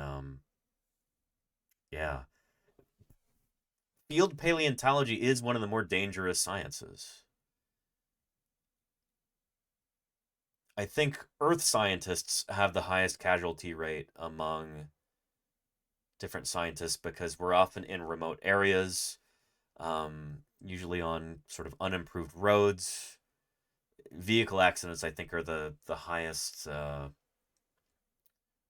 That's how the majority of Earth scientists die in the field. Who of those who die, it's usually vehicle accidents. Yeah. Cover remarkable new finds. We've got this one egg in here, and it looks as though it's been crushed a little. And then cave scientists too. In here, Bee pepper, yeah, right here. Yeah. Volcanologists, I think. I've always been told they had a high fatality rate as well. What animal working near active volcanoes. And you've got this pebbly surface like a basketball or football surface. So we'll take this whole thing out as a cast so that we'll try to get whatever eggs are present there. It just takes close observation and a lot of patience and a little bit of luck on top of it. So. By all accounts, Bob Macula was just a, total sweetheart. Everybody loved him. Hard worker. It's a tremendous loss. Short distance from Egg Mountain, the Horner team has uncovered another clutch of dinosaur eggs, which they have coated with a protective plaster. The condition and number of finds at the site offers new evidence about the social behavior of dinosaurs. This whole area out here has given us information that suggests that dinosaurs took very good care of their young. Yeah. What we found is groups of nests all together in colonies, suggesting that they at least stayed all together. Once the dinosaurs were hatched out, the mother would go out and food for them. You can even tell by looking at the baby's teeth that the babies probably were fed seeds and berries. Dinosaurs have bad press when they're thought of as stupid, cruel loners. Probably because that's the way we think of reptiles, all reptiles, and it's an idea that has just stayed with us since the 1800s or early 1900s, before people were actually looking for information that would tell us a little more about them. They're not a typical reptile, and recent research is showing that. I mean, they're a special kind of animal that is closely related to reptiles and also to birds. I guess what I like best about my work is just being able to interpret something that no one else has been able to interpret. I think that's what all paleontologists are looking for, is something new. With what we're finding here, I'm able to interpret the social structure of an animal.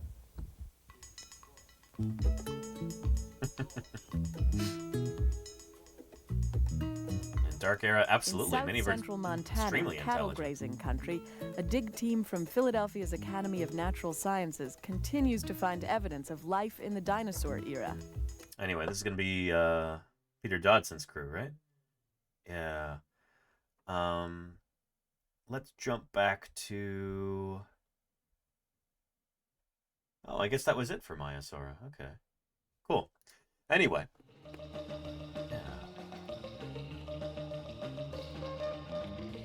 Neat stuff. Now, I don't want this to be too much of a Jack Horner-centric stream,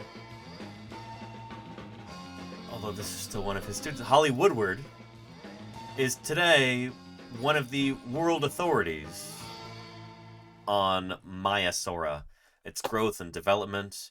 So Holly was one of Jack Horner's, was she a master's or a PhD student? I want to say she was his PhD student. But here's a lovely video with Holly talking about MAIASAURA and how this dinosaur can teach us so much about the growth and development of dinosaurs. In 1979, MAIASAURA was named in a publication by Jack Horner and Bob Makela. And they found a bunch of little dinosaurs all together in what looked like a nest-shaped depression. And nearby they also found a larger dinosaur skull, and by comparing the shape or morphology of the baby skulls to the adults, they concluded that these were probably from the same species. And what was really interesting is that the little babies weren't small enough to have just hatched out of an egg. So the idea is that they stayed together in this nest-shaped depression and grew older there, and so they were cared for by the adults. And because this was an incredibly important find, it was the first time that evidence of parental care in dinosaurs had ever really been put forward and hypothesized. And because of this, Horner and Makela named MAIASAURA because it means good mother lizard. So this is a tibia from a MAIASAURA individual. So this is the shin bone or lower leg bone, same as Kennedy, us, only this is much bigger. This is not a Museum of the Rockies shirt. This is a Danny Anduza original. I used to do some of the t-shirts for Museum of the Rockies, and I tried to sell this tried to sell this t-shirt to the gift shop as well, and the store manager didn't think it would sell. So these never appeared in the store. I hand printed this one myself. I've got my own screen press, and yeah. Oh, I mean her shirt. Oh, I don't know. And what I do is I study the fossil bone microstructure of long bones, such as this tibia. And what I do is examine what's inside the bone. So taking a look at this fossil bone, we can see the shape of it, we can measure it, we can do estimates on size of the animal from this bone. But what I'm more interested in is what's inside the bone, because by looking at the bone on the microstructural level, or the microscopic level, we can actually determine that is a things Museum like of the how Rockies fast shirt, the yeah. animal grew, No, it totally is. how old it was when it died. Was it skeletally mature? Had it stopped growing when it died, or was it still growing? Was it a juvenile? And we do this in large part by looking at the bone tissue organization as well as the growth rings. Every animal alive today, if it takes more than a year to grow up, has growth rings inside. just like tree rings. So you can count those to figure out how old the animal was when it died. And in order to access this information, I take a bone like this tibia and I make a small section. I take a chunk out of the bone shaft. So you cut it with a rock saw. I eventually polish it down so thin that light can pass through, and you end up with what we call a thin section slide. And so what you're seeing here, all the brown is bone, and the middle, this white spot, this would be where the marrow cavity was. And when I look at this through a microscope, I can see all the tiny bone microstructures that were there in real life. They've been fossilized as well. So by looking at those and interpreting them using modern bones for comparison, I can then make inferences on how this dinosaur lived and died. And by doing this for multiple Maiasaura individuals, so I started with a sample size of 50, I've been able to figure out huge sample size. That is like, I think, the biggest sample size that's ever been done for any dinosaur. 50 individuals doing histo like this. I don't know if anybody's ever come close before or since. Like, this is some top-notch paleobiology here. This is, it's so exciting. Maiasaura grew. At the maximum amount it took, Maiasaura was growing up to 80 micrometers a year as far as That's huge. the bone That's actually widening out. So by doing this, I was able to figure out that Maiasaura took about 8 years on average to go from being about a half meter on hatching out to full grown at 7 meters in length. And that's just an amazing growth rate. That's incredible. And it's so fast. The whole thing about the Maiasaura. So here, to help illustrate that, we'll come back to this.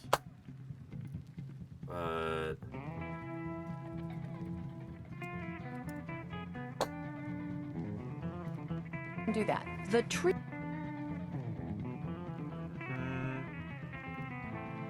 There we go. Teeth throughout their life, and T-Rex replaced all of their teeth every year. Here you can see the jaw. Here we go. But Horner is most famous for discovering a kinder, gentler side of dinosaurs. You like that? Yep. Yeah. Here in the Badlands of Montana, he and his team uncovered the first dinosaur nesting ground in the world. A vast landscape of eggs, nests, and babies that helped change our image of dinosaurs.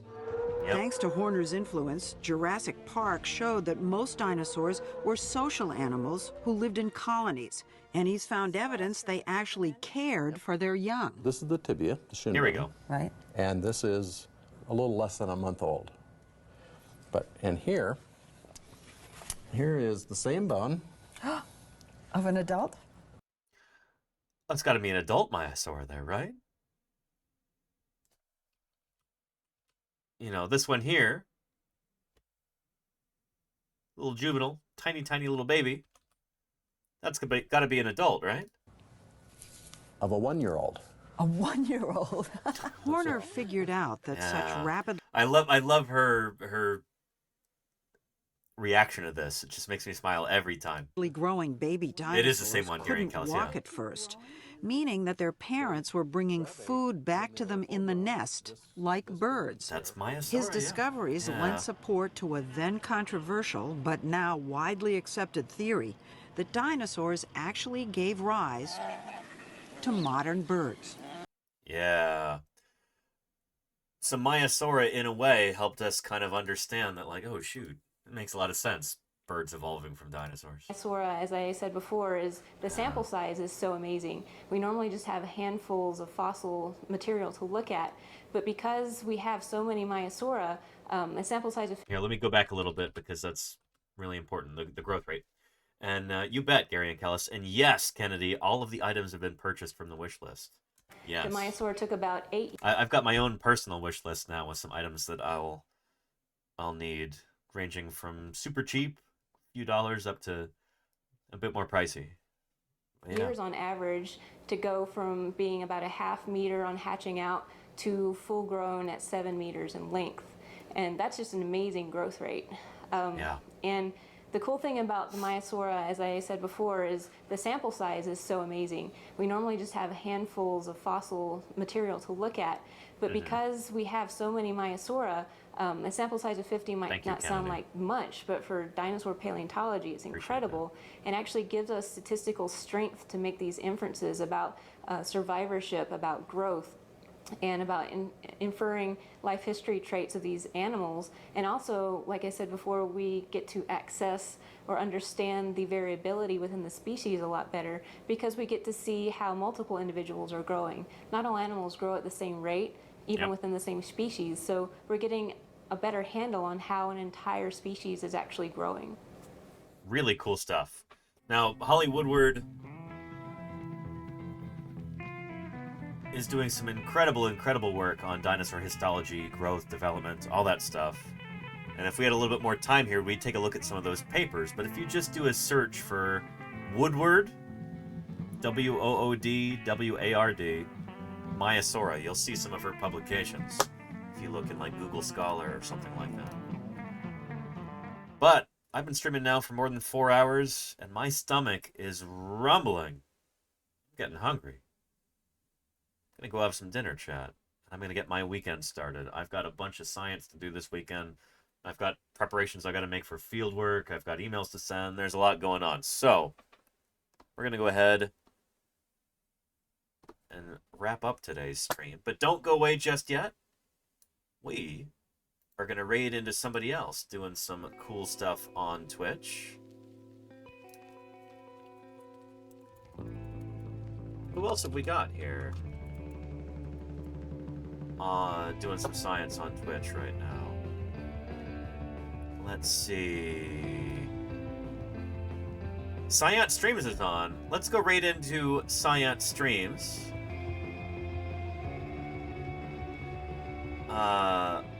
New species of the week: mouse rat brain mix. Oh, mouse rat, like that band from Parks and Rec, right? Bilby returns. Butterfly sex genetics. Bee Lego, and more. Well. Raid, science, streams. That sounds exciting, and I can't wait to tune in. Hope you'll join me for that, chat. I'll be popping in a chat throughout this evening as well, so hope to see you there. Balint and Lita are both working scientists, molecular and systems biologists. They publish in their respective fields. And they are more than happy to answer any questions you have about any of the topics that they'll be discussing. It's going to be exciting stuff. Anyway, thank you to everybody whose names have appeared here in our credits. Raiders and new followers, cheerers and gifters, subscribers and moderators. Prehistoric horrors. What's all this archaic anatomy in it? And you, Raven Clan, thank you for the follow too. Welcome. I'll be streaming again on Monday, doing some more fossil science outreach. So I hope to see you then. But you all have a wonderful weekend. And let's go check out Science Streams. I'll see you there. Bye-bye.